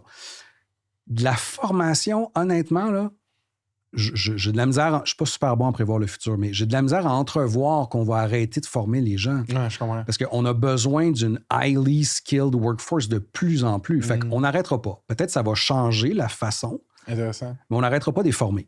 OK. Fait que c'est 19 milliards par année, 20% de croissance à chaque année. Évidemment, de par le fait que c'est une grosse industrie, un gros marché, il y a beaucoup de joueurs. Il y a beaucoup de joueurs, surtout américains, full venture capital au bout, hyper financés, des grosses affaires. Bon. Fait qu'il y a beaucoup de joueurs. Alors, il faut trouver une façon de se démarquer. On ne savait pas trop comment au début. On était encore en train d'expérimenter, mais ce qu'on semble voir qui nous différencie, quelques éléments. Premièrement, le fait qu'on arrive avec un conteneur, là, qui est le LMS, fait que, le système qui permet, dans une entreprise, de créer des formations, de gérer ta formation, diffuser, de vendre des formations à tes membres, peu importe. Fait que ça, c'est le software qui fait ça.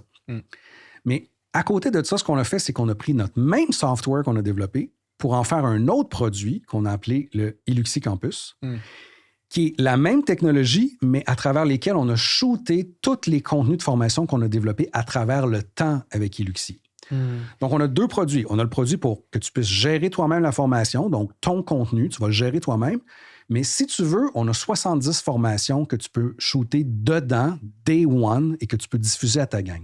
Fait un peu comme le LinkedIn Learning, mais à plus petite échelle, sur les soft skills surtout. Ça résonne. Ça résonne pour les clients. Ça ne résonne pas pour les investisseurs. Les investisseurs nous disent « c'est du service, ça coûte cher. » Bon, OK, on comprend. Je pense qu'avec le temps, on va trouver des meilleures façons de produire du contenu de qualité à moindre coût. Je pense qu'il y a de plus en plus d'outils qui vont nous permettre de faire ça. Oui, j'avoue, avec du GenAI, l'AI va jouer un immense rôle là-dedans, c'est sûr.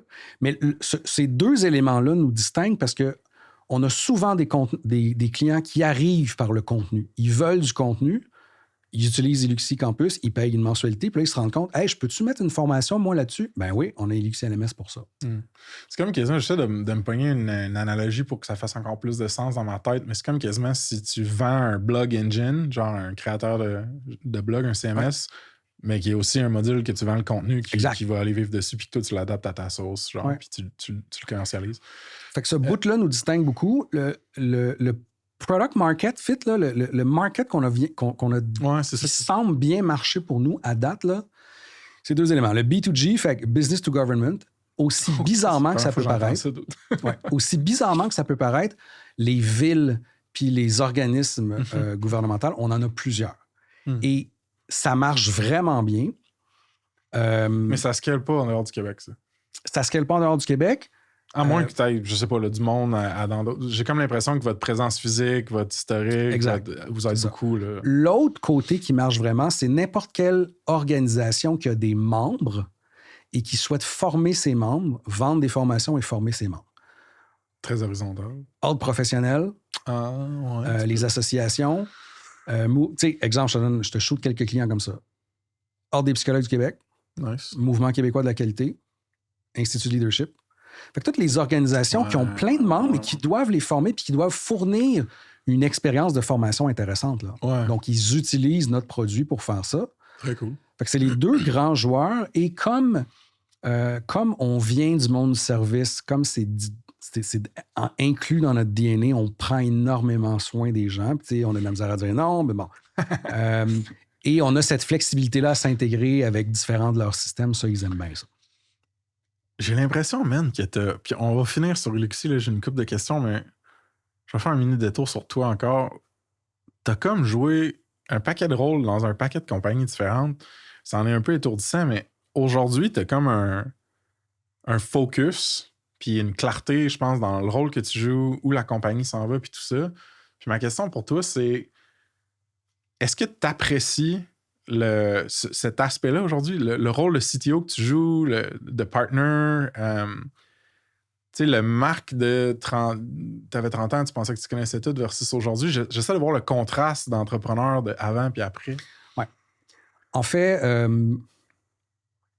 tu sais, je suis devenu entrepreneur par hasard, là, comme un concours de circonstances, parce que j'ai personne dans mon entourage qui est entrepreneur. Tu sais, mes parents viennent pas de ce monde-là, mes grands... Tu sais, ma famille vient pas de ce monde-là. Fait que j'ai pas grandi dans ce monde-là.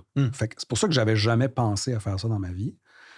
C'est un peu arrivé par accident. Puis là, j'ai essayé de me convaincre pendant longtemps que j'aime ça. Puis c'est vrai que j'aime ça, puis j'aurais de la misère à faire autre chose que d'être mon propre boss puis d'avoir des visées sur l'avenir. Mais ce que je me rends compte avec le temps, c'est que quand j'ai joint Iluxi, pour la première fois de ma vie, j'avais des partners qui pouvaient gérer des affaires que moi, j'aimais moins, en l'occurrence, les ventes. Okay. Parce que j'ai toujours moi-même vendu, tu sais, dans CareLab, c'est moi qui allais faire les presses clients, c'est moi qui faisais les démos, tu sais, on avait des vendeurs, tout ça, mais j'étais immensément impliqué dans les ventes, immensément impliqué dans l'admin, dans la gestion, tout le kit. Et c'est un peu ce que je te disais hors zone, c'est que j'ai toujours fait la job de CTO, mais en arrière, après tout le reste. Ouais, c'est ça. Puis là, pour la première fois, avec Philippe, mon partner, qui est un as des ventes, enfin, j'avais quelqu'un qui pouvait s'occuper de ce bout-là, ce qui fait en sorte que, enfin, je vais pouvoir m'occuper de ce que j'aime le plus, qui est la tech, développer des produits, tout le kit. C'est hot, man. Aujourd'hui, je suis plus dans ce rôle-là et j'adore ce que je fais, évidemment. Là. Mais j'ai l'impression que tout le background que j'ai eu des 20 dernières années me permet aujourd'hui peut-être de mieux comprendre les clients, de mieux comprendre leurs besoins. Une des questions que je posais à mon équipe, à une de mes employés récemment, je disais, il va me poser là, sur le pod, il va me dire, c'est quoi genre ton unfair advantage ou tes qualités, puis tout ça, puis je sais juste pas quoi dire, tu sais, parce que j'ai l'impression aujourd'hui que j'en connais moins qu'avant, mais bon. Fait qu'elle dit, tu as cette facilité-là à rassurer le client, puis pourquoi? Parce que je suis capable de vulgariser des affaires de tech compliquées. Et le client fait « Ah ouais, là, il est super calme. » Fait que j'ai comme cette facilité-là de traduire l'aspect techno en business et vice-versa. Ouais. Ça, je pense que ça m'aide. Ouais, c'est excellent, dude. Parle-moi de ton entourage un petit peu. Genre, t'as-tu des mentors, des pairs, des coachs, whatever, ton entourage d'entrepreneur, ça ressemble à quoi? Comme je te disais, j'ai pas ça autour de moi par défaut. J'ai pas grandi dans ce monde-là. Fait que, en 2014 à peu près, c'est là que je voulais aller faire l'école d'entrepreneurship de Beauce, justement pour développer un réseau, mais surtout comme sortir de ma zone de confort surtout. Puis l'école, c'est vraiment ça. C'est pas un MBA, là, c'est vraiment tu sors de ta zone de confort en tant qu'entrepreneur. Là. Puis moi, c'est ça que je voulais aller chercher parce que je voulais me challenger là-dessus. Fait que à travers ce réseau-là, j'ai commencé à avoir quelques mentors, quelques gens qui m'aident ici et là. Mais ça a surtout été dans ma trentaine. À la fin de la trentaine, avec la fin de CareLab, puis tout ça, j'ai comme eu un ras-le-bol de tout. puis on s'en parlait quand on s'est appelé l'autre jour. Tu sais, tous les conseils que tu reçois de partout, même on allait à l'école, tu sais, dans un séjour d'école d'entrepreneurship de Beauce, mettons 6 jours de temps, tu reviens avec 28 pages de notes d'affaires que tu veux mettre en place dans ta business. Là, mais tu peux pas toutes les faire. Fait avec tout ça, j'ai comme eu un ras-le-bol de tout. J'ai arrêté d'écouter tout le monde. À cette époque-là, je ne lisais que des livres de business. C'était que des livres, 100% du temps, Audible, dans tous mes déplacements, c'était que ça. J'ai arrêté pendant plusieurs années. Là, j'ai lu de la science-fiction. Fait que j'ai comme eu un ras-le-bol de tout. Puis là, je suis en train de revenir à ça, mais de façon beaucoup plus sélective. J'écoute plus tout. Je vais être sélectif. Puis je vais pas tout prendre comme du cash. OK, ça, c'est intéressant. Ouais, ça, non. J'en ai parlé dans une des récentes newsletters sur genre l'essentialisme, puis genre le fait que même si tu lis 50 livres, tu seras pas capable d'implémenter toutes les leçons ou suggestions qu'il y a dans ces 50 livres-là. À un moment donné, il faut que tu agisses plus que tu consommes. Exact. Puis je suis content d'entendre quelqu'un d'autre le dire. Fait que j'ai quelques personnes que je peux appeler une fois de temps en temps. Ouais. C'est pas des mentors officiels, c'est plus informel. Ouais. Mais j'ai développé quelques relations avec le temps avec ces gens-là qui sont juste des hommes d'ailleurs. Faudrait peut-être que ce soit des femmes aussi, mais je sais pas pourquoi. Ça donne que c'est des hommes plus vieux. Statistiquement aussi, moi c'est la même chose, direct la même chose que toi. J'ai une couple de mentors ou de coachs qui très, très, très, très, très ponctuels, qui sont amis à peu près dans mes âges, mais le monde que je considère plus mentor sont tous plus vieux. C'est vrai que c'est tous des hommes. Which is... Ouais, c'est juste un add-on, I guess, comme ça. Puis tu sais, il y a une prédominance aussi dans notre industrie. Mais tu sais, avec des gens qui sont pas proches de moi, qui sont pas dans le même business, ils ont vraiment cette distance-là. Ouais, j'adore. Sans émotion dans tout ça. Là. Qu'est-ce qui est le plus tough à propos de travailler avec toi?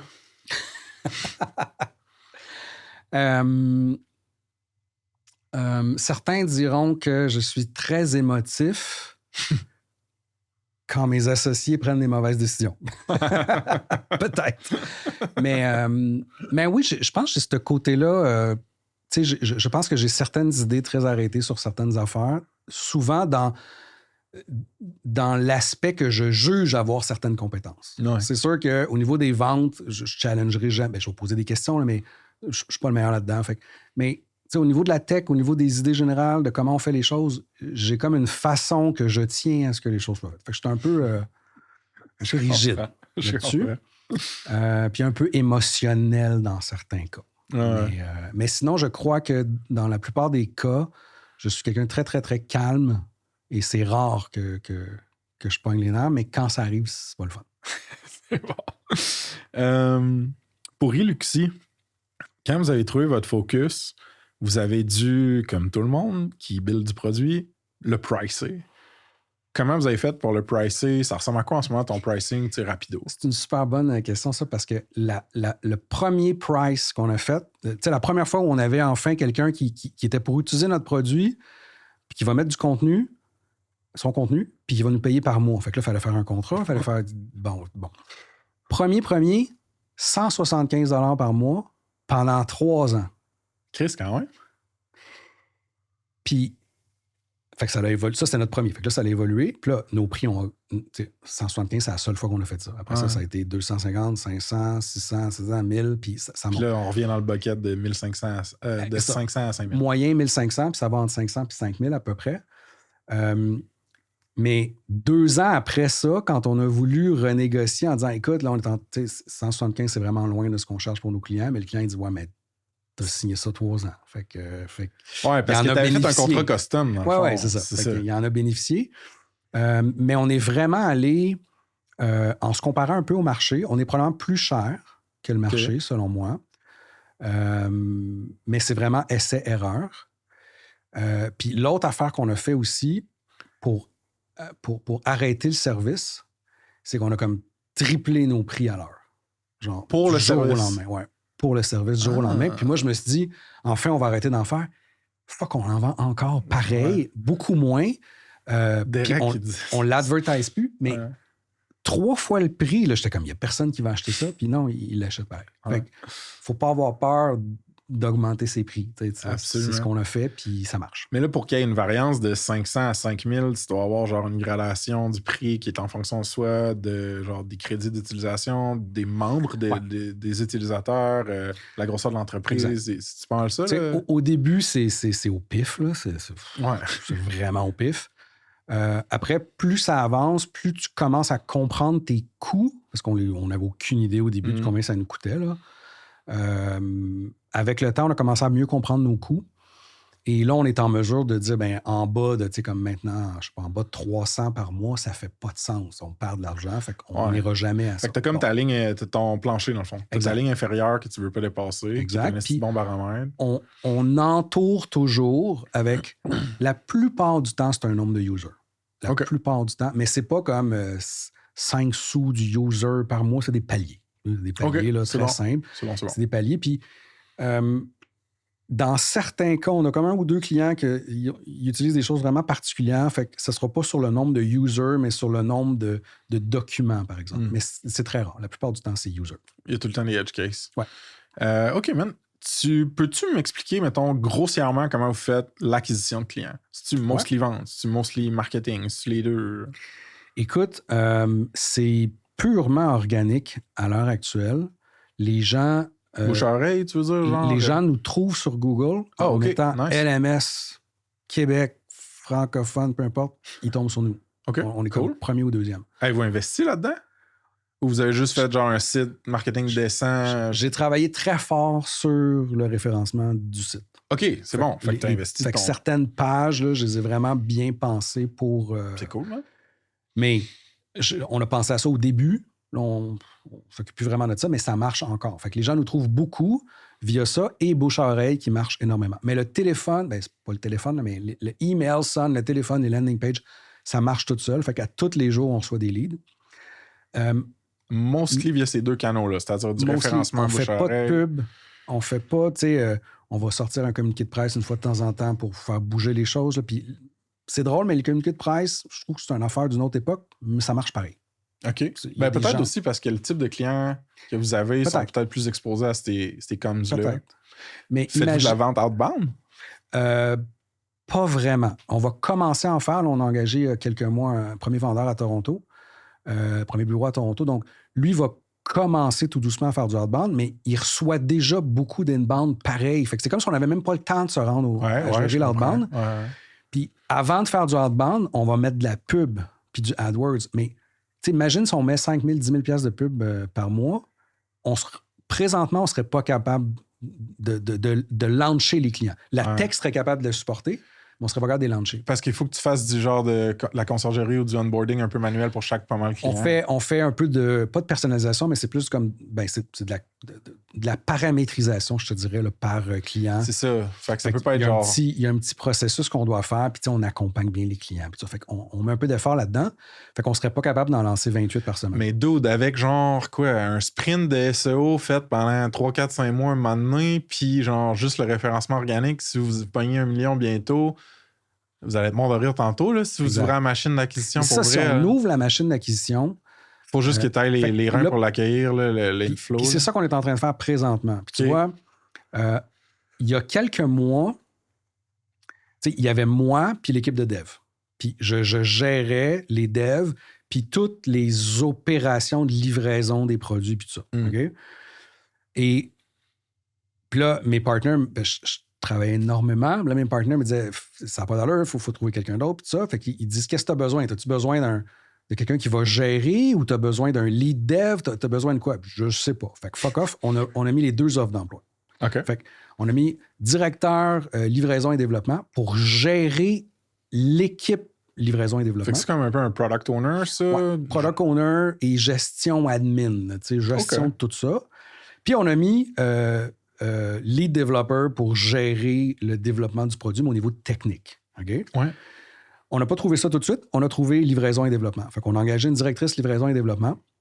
Ça a pris 2-3 mois et elle a été en mesure de prendre 95% de ce que je faisais au niveau gestion, product owner et tout le kit. Nice, man. Ce qui m'a permis de me concentrer sur le produit lui-même. Et là, on vient d'engager un lead dev qui est évidemment meilleur que moi. Fait qu'enfin, il va pouvoir... Parce que là, moi, j'arrivais un peu au max de ce que je... J'ai tout fait les idées que j'avais. Fait que là, on a quelqu'un d'autre qui vient d'arriver. Fait que là, on va être capable d'en lancer plus. Vous allez avoir des beaux défis produits, beaux défis marketing. Évidemment. Genre de... Si tu peux réduire la bande passante que ça vous prend d'onboarder des clients, là, tu vas pouvoir ouvrir plus. Mais tu sais, je veux dire, vous avez des crises de bons signaux là, avec les métriques que tu m'as données et le... Je veux pas dire le manque de structure dans l'acquisition, mais... T'sais, vous n'avez pas, mettons, des efforts et des campagnes d'acquisition de fous qui roulent. Fait que, puis le churn est vraiment bas, puis tout. Fait que, le futur est brillant. Exact. Parle-moi d'embauche. Trouves-tu ça tough? Trouver, engager du monde, les garder? C'est intéressant. Il y a bien des gens avec qui on jase, qui nous posent des questions. Beaucoup nous disent, hey, c'est tough d'engager des bons talents dans le monde du dev. Moi, je l'entends tout le temps, mettons. Bon. Ouais. Honnêtement, j'ai jamais eu de problème à engager, puis Iluxi a jamais eu de problème à trouver des gens. Pourquoi? J'ose croire... J'ose croire que c'est parce qu'on a toujours bien pris soin des employés, puis le mot que sur le marché à propos de nous et de la façon dont on s'occupe des gens, je pense que c'est bénéfique et ça fait en sorte qu'on n'a jamais eu de problème. Bon, le jour où on va avoir besoin de 50 personnes, ça va être un autre game, là, mais à date, on n'a jamais eu de problème et on n'a pas de problème de rétention non plus. Les gens restent avec nous, sont contents d'être avec nous. Mais on travaille très fort sur le côté humain, le côté empathie. On travaille très fort. On a un meeting à tous les matins que j'ai amené dans toutes mes entreprises, qui était le fameux stand-up meeting officiel Debout avant, qui maintenant est plus existant. Mais on a quand même ce petit touch point-là à tous les matins avec tout le monde. On part ça avec une toune. N'importe qui peut mettre une toune différente. On part avec c'est quoi une des toune. dernières qui a joué? La tienne, celle du pod. Celle du pod, oui. Il y a quelques jours, oui, on a pas mis pire de Miro Chino. Exact, on a mis celle du pod. C'est bien hot, man. Exact. On commence par ça, puis après ça, à tour de rôle, chaque personne va nous donner une reconnaissance et une priorité. On parle de reconnaissance tantôt. Fait qu'est-ce qui s'est bien passé dans les dernières 24 heures? De quoi tu es content? De quoi tu es fier? Puis, ça part bien. Le meeting, ça te met déjà dans un état d'esprit cool. La gratitude un peu aussi. Et souvent, les gens vont se reconnaître les uns les autres. Fait que, hey, ma reconnaissance aujourd'hui, c'est Anthony. Tu as réussi à coder ça comme un malade hier, vraiment cool, merci. Fait que c'est comme si ça favorisait ce moment-là. J'adore. Puis après ça, ils vont me dire sur quoi ils travaillent aujourd'hui, c'est quoi la priorité. Puis, fait que tout le monde fait ça. Puis à la fin, je reste avec ceux qui ont des questions pour moi. Je réponds aux questions. Puis on part la journée. J'adore, dude. Fait que juste ça, en fait, c'est extraordinaire pour onboarder les nouveaux employés parce que rapidement, ils font partie de l'équipe, ils comprennent la dynamique et tout ça. Fait que c'est un des éléments qu'on a qui, je pense, fonctionne bien. On s'en va vers notre closing. Y a-tu une erreur que tu as faite dans tout ton parcours qui est prédominante dans ta tête, top of mind, que tu veux partager avec l'audience? Oui. Tu sais, je pense, une des raisons pourquoi CareLab s'est terminé comme ça, c'est qu'évidemment, on était hyper dépendant d'un gros client. Parce que la vente, c'est pas ma force, parce que c'est pas quelque chose que j'aime. Puis à un moment donné, plus vers la fin, là, j'ai comme pas eu le temps vraiment de l'implémenter, mais dans le temps, justement, que j'étais à l'école d'entrepreneurship de Beauce, j'ai profité de cette occasion-là pour contacter Louis Tétu, qui je sais pas s'il était impliqué, ou en tout cas, mais bon, il connaît ces gens-là. Je l'ai contacté direct sur LinkedIn en disant Monsieur Tétu, auriez-vous 10 minutes pour moi pour un appel? J'ai une question pour vous. Il dit oui. Je ne veux jamais parler de ma vie et on s'est parlé. Il m'a même pas encore accepté sur LinkedIn. On s'est parlé. C'est comme une plug que tu viens de faire, là. fait que là, il dit oui. Il dit oui, j'y parle 10 minutes. Ma question est super simple. Comment on fait pour générer des ventes dans une entreprise? J'ai de la misère, je ne sais pas comment, je ne sais pas par où prendre ça. Puis il m'avait dit, une affaire, il dit, à chaque fois que tu as un problème dans une entreprise, ça te prend une tête qui va penser à ce problème-là constamment jusqu'à temps que ça soit réglé. Donc, ça me prend une personne que sa job, ça va être de vendre, de trouver des façons de vendre, de trouver des... Ça te prend vraiment une tête, parce que là, c'était comme une partie de ma tête, une partie de l'autre tête de l'autre. Mets une tête à temps plein sur ton problème, puis éventuellement, tu vas le régler. C'est une question quand même large que tu as shooté, M. Tétu. Ben, je ne savais pas comment adresser ça. Et fait que là, c'est ce qu'on a fait. On a engagé quelqu'un, on a engagé un directeur des ventes, puis tout ça, mais on ne savait pas comment engager. Ça n'a pas marché. Mais c'est bien rétrospect, je l'aurais fait avant. Day one, trouve quelqu'un qui va vendre, qui va juste faire ça. Ouais. Puis moi, là, pendant 4-5 ans, augmenter le trafic, les inscriptions et les clients payants, là, c'était rien que ça que je pensais, day in, day out. Exact. Puis c'est un des moves que Georges et Vince ont fait au début, qui ont dit, nos autres startups, on a chié la commercialisation puis le marketing. Là, on va embaucher quelqu'un day one pour celle-là, puis cette personne-là va juste faire ça. Absolument.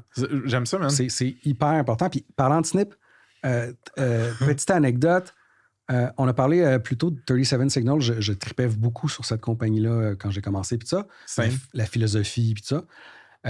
Puis je sais pas dans quel livre ou quel podcast de Jason Fried ou peu importe, mais j'avais entendu que quand ils ont lancé Basecamp, Le jour qu'ils ont lancé Basecamp, là, les gens commencent à s'abonner. Là. Il n'y avait pas de système de paiement. Oh. Parce qu'ils se sont dit, on n'en a pas besoin. On a 30 jours pour le faire. Ouais. Okay? Ce bout-là m'a marqué et j'ai toujours gardé ça en tête. Fac, tu vas voir le lien. Ouais. Quand on a lancé la plateforme Eluxy, puis au début, il n'y avait pas de paiement, évidemment, puis là, on a commencé à vendre avec des paiements. Qu'est-ce qu'on a utilisé pour faire le paiement en ligne from day one? Snipcart. Évidemment. C'était exactement ça. Fait que tes premiers paiements pour ton SaaS, ils ont passé dans notre carte. Snipcart. Puis c'était probablement fort. La V1, là. Ouais, c'est absolument. Fort, Chris. Ouais. Nice, man. T'as-tu une vision 5 ans? Côté produit, côté compagnie, rapido, mettons? Ouais, ben, tu sais, la phrase qu'on a sur le mur, c'est pas vraiment un mur, mais dans notre tête, là, 5 ans, là, 5 ans, c'est...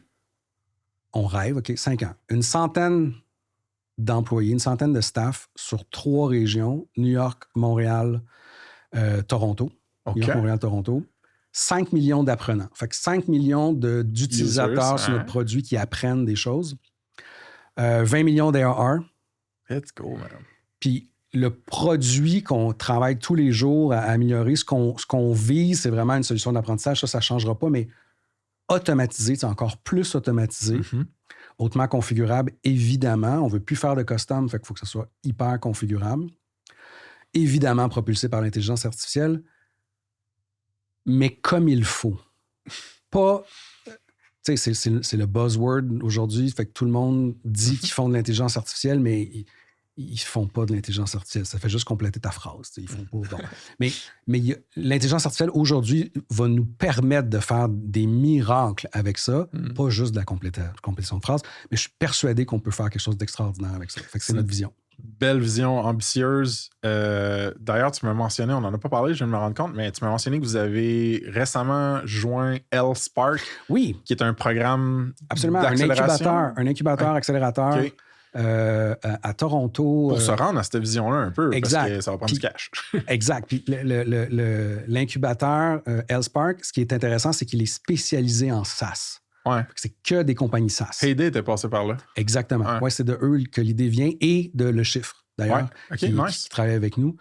Fait que les deux nous ont parlé de ça. On a appliqué, là, je me rappelle pas des chiffres, là, mais il y avait vraiment beaucoup d'applications. Je sais pas, mettons, 200 applications. Puis là, ça diminue.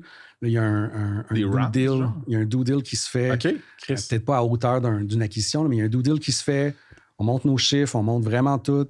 Moi, j'ai dû rencontrer un gars hyper techno de leur bord qui va valider la tech, qui va valider si au niveau tech, on est solide. C'est cool. Fait qu'on est passé à travers tout ça. À la fin de ce parcours-là, il restait, je sais pas moi, une quinzaine d'entreprises et il fallait aller pitcher à Ottawa. Ouais, c'était à Ottawa. À Ottawa, devant 20 VC. Vraiment 20 VC, 7 minutes de pitch. OK. Philippe, notre associé, l'a fait en anglais. Fait que c'est sûr que c'est déjà pour des petits Québécois, ben la langue est un enjeu. Des grands Québécois. Exact, oui. En anglais, fait qu'il a fait un super beau pitch. Je pense qu'il s'est très bien entouré. Les gens de Le Chiffre nous ont vraiment aidés dans le pitch puis dans les metrics puis tout ça. Fait qu'on s'est vraiment bien entouré. On a fait un pitch. Il a fait un pitch vraiment hot. Et sur les 20 VC après, ces gens-là posent des questions, évidemment. Ouais. Là, des questions tough. Là. C'est pas des petites questions. Là, des questions tough. Fait qu'il a réussi à s'en sortir. Après ça, Philippe est parti de là. Puis là, les VC se consultent entre eux et ils décident si oui ou non la compagnie rentre dans L-Spark, puis ils en prennent 8. Parce que le endgame de L-Spark, c'est de booster, de créer, puis de favoriser les compagnies fundable, là, qui vont scaler pas mal. Exact. Puis le programme L-Spark, c'est 6 mois d'accompagnement, rencontre à chaque semaine avec des mentors, des coachs. Ils te mettent devant des VC. Ils font tout pour que tu puisses aller chercher du financement. Cool. Et sur les 20... ils ont eu beaucoup de débats. Ils n'étaient pas sûrs au départ parce que LMS, c'est, comme on a dit un peu tantôt, c'est crowded comme space. Il y a beaucoup de gens, mais on a quand même réussi à les convaincre et on est rentré. Fait qu'on est dans les 8 qui sont rentrés là-dedans. Puis le endgame, évidemment, c'est de réussir à lever une série A. OK. Et c'est pas juste de lever la série A, c'est de de transformer ta compagnie, évidemment, pour être plus profitable, pour aller plus vite, mais pour te préparer à ça. Okay. Puis là, justement, on est dans le moment où on jongle avec cette idée-là. Tu sais, c'est sûr qu'une série A nous aiderait à aller immensément plus vite. Puis nous, c'est ce qu'on veut. Moi, Philippe, les autres, on ne veut pas faire ça pendant 20 ans encore. Là. Pas si vieux que ça, mais quand même. Fait qu'on veut quand même que ça aille vite, mais on essaie de retarder le plus longtemps possible le moment où on va donner de l'équité, évidemment. On a fait un petit seed round l'année passée, petit, compagnie privée en Beauce. Petit, pas compliqué. Mais là, on est vraiment au moment où on se dit, OK, oui, on pourrait aller plus vite, mais combien on va laisser sur la table? Puis est-ce que ça ne serait pas plus intéressant pour l'instant de continuer une autre année en prêt, là, puis aller chercher un autre investissement en prêt pour le prochain série après? Ouais. C'est intéressant. L'idée. C'est une très belle croisée des chemins. Ouais. 2 questions pour finir. 1, as-tu changé d'idée sur quoi que ce soit dans les 5 dernières années? Oui. Je pense qu'on en a parlé un peu tantôt, mais c'est pas une bonne idée d'essayer de tout faire. Non, on n'en a pas parlé, on en a parlé off, Mike. C'est pas une bonne idée d'essayer de tout faire. Moi, j'ai essayé de tout faire longtemps, puis je m'explique. Même avec Philippe, avec Geneviève, avec mes associés, même avec des associés qui ont d'autres compétences que les miennes, j'ai longtemps essayé de me mêler de plein d'affaires. Parce que je pense, puis je pense encore aujourd'hui, mais je pense avoir une contribution à amener dans d'autres sujets que juste la tech parce que j'ai fait bien les affaires dans ma vie. Mais ça reste quand même pas mon expertise première. Et quand je prends du temps à essayer de regarder au niveau des ventes, qu'est-ce qu'on pourrait faire pour améliorer, nanana, bien, je ne suis pas en train de travailler sur le produit ou sur l'équipe pour amener ça encore plus loin. Puis quand, selon moi, je mets 1 heure dans le développement du produit versus 1 heure à améliorer les ventes, j'ai beaucoup plus d'impact dans le produit. Mais ça a été dur de comprendre. C'est tough. Pour moi, c'est encore tough. C'est très difficile. Fait que, parce que tu tripes sur plein d'affaires aussi. Eh bien oui, évidemment. T'es pas poivron dans tout, là. Tu sais, t'es pas pire dans plein d'affaires. Faut comme tu laisses aller. Parce que, puis évidemment, là, en me mêlant de plein d'affaires, ben, ça cause des frictions, ça cause des affaires. Puis là, ben, OK, mais pourquoi vous faites pas ça comme ça? Alors que si j'avais pris ce temps-là à investir dans le produit pour qu'on ait un encore meilleur produit, une meilleure équipe, j'ai l'impression que j'ai plus d'impact en faisant ça. Mais ça, c'est pas facile à faire et à réaliser.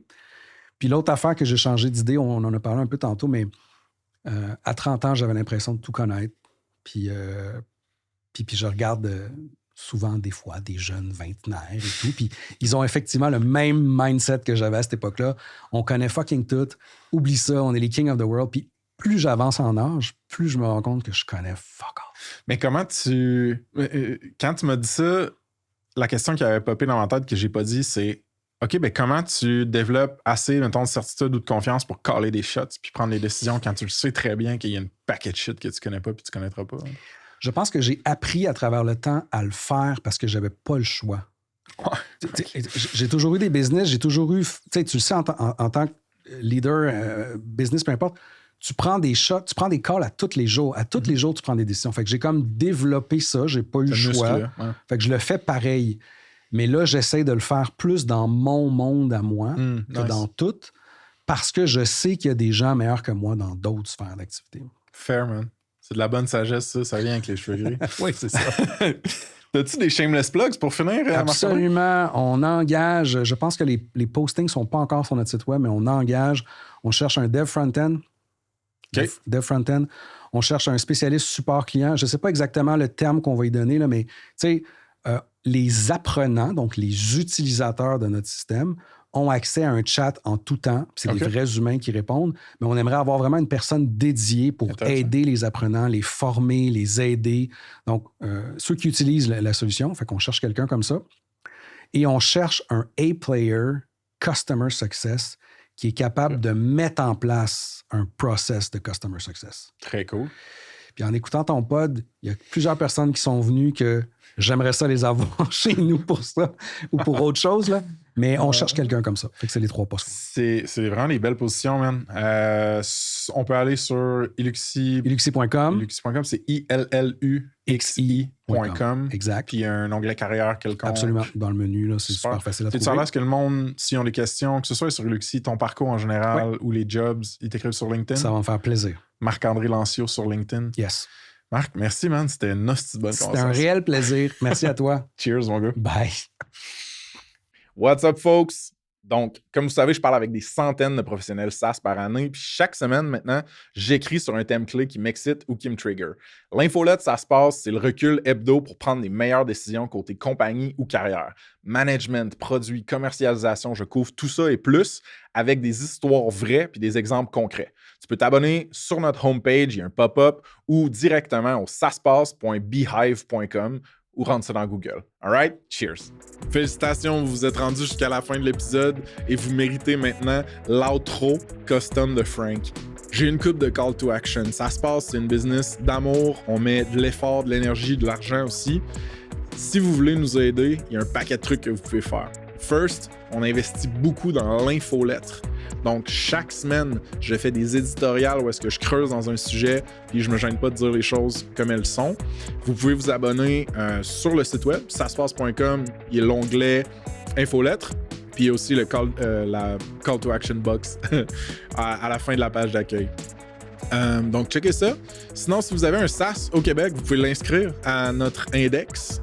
Saspace.com, il y a un gros bouton mauve ajouter votre SaaS. Il y en a plus de 300. Si vous ne suivez pas déjà le pod, allez le faire sur Spotify, Apple Podcasts, sur YouTube. Puis si vous pouvez nous laisser un review, ce serait vraiment smart. Ça nous aide à être plus découverts. On a un job board aussi. Si vous voulez poster une job ou trouver une job en SaaS au Québec, saspace.com/emploi avec un S. Un gros merci à tous nos partenaires certifiés qui financent et supportent beaucoup Ça se passe. Vous avez Léviat Légal pour tout ce qui est avocat, droit, besoin dans ce genre-là. Le Chiffre pour finance, fiscalité, comptabilité. Baseline pour tout ce qui est accompagnement en AI. Vous avez Coveo, un employeur certifié qui offre des carrières de feu dans un scale-up. Fait que merci à ce monde-là encore une fois.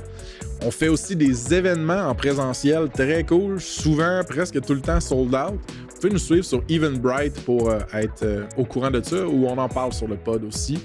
Et puis finalement, last but not least, suivez-nous sur les socials, donc LinkedIn, Instagram. C'est là qu'on poste toutes les nouvelles sur la compagnie, mais le nouveau content qu'on fait aussi au niveau du pod, des events, etc. Fait que c'est ça. Merci d'avoir écouté jusqu'à là. Cheers!